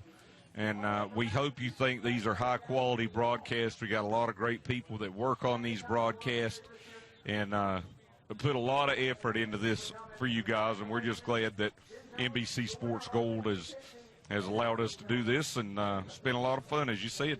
I want to recognize some of those people that have helped us this week on all of the TrackPass broadcasts. Mark Keeler, who has been directing, he helps set up all the equipment, just does a great job night in and night out, and all of the duties that he has, and make sure the equipment works and everything hooks up, goes and changes ends when those need to be changed on cords. And it takes a lot of effort for 9 straight nights.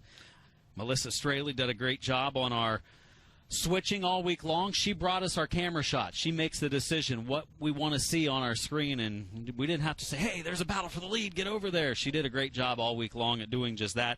Patrick did a great job on all of our replays, all of our recaps and highlights at the end of each race. That is a great benefit that we've been able to have all week long. Camera work this week has been outstanding as well. Of course, the veteran down in turn 1 on the lift all week long, Jeff Christensen, Alec Jorgensen up top, Connor Sullivan, and on the roving camera that you saw, Victory Lane, we saw that shot down against the wall and the crash he caught right in front of him, Kyler Hope, the youngster from the West Coast. Daryl Canfield was on camera some for us this week, and, of course, you did a pretty solid job, too, for your first World Series here, your first visit to New Smyrna Speedway for a full week of racing. Well, thank you very much, and you did just as well, Adam. And, again, I know you've had a lot of different people up here with you throughout the years, and just glad that we could do this together. And, as I said, not only for the racers and the fans, but us as well. There's going to be a lot of great short-track racing in 2020, and we look forward to bringing you as much of it as we can. Congratulations to our World Series champions and pro late model action, Jamie Skinner, and the Tour Type Modifieds, Matt Hirschman, Derek Griffith winning the Super Late Model Championship, and Travis Eddy takes the championship in the Florida Modifieds. As that's going to wrap it up from night number 9 of the World Series. 35 different races we called for you, and you got to see them live all week long on our coverage on TrackPass on NBC Sports Gold. For Alan Dietz, this is Adam Mackey saying so long. Go to a racetrack. Catch a lot of racing, no matter where that may be. We need your support. Get out there and watch a race.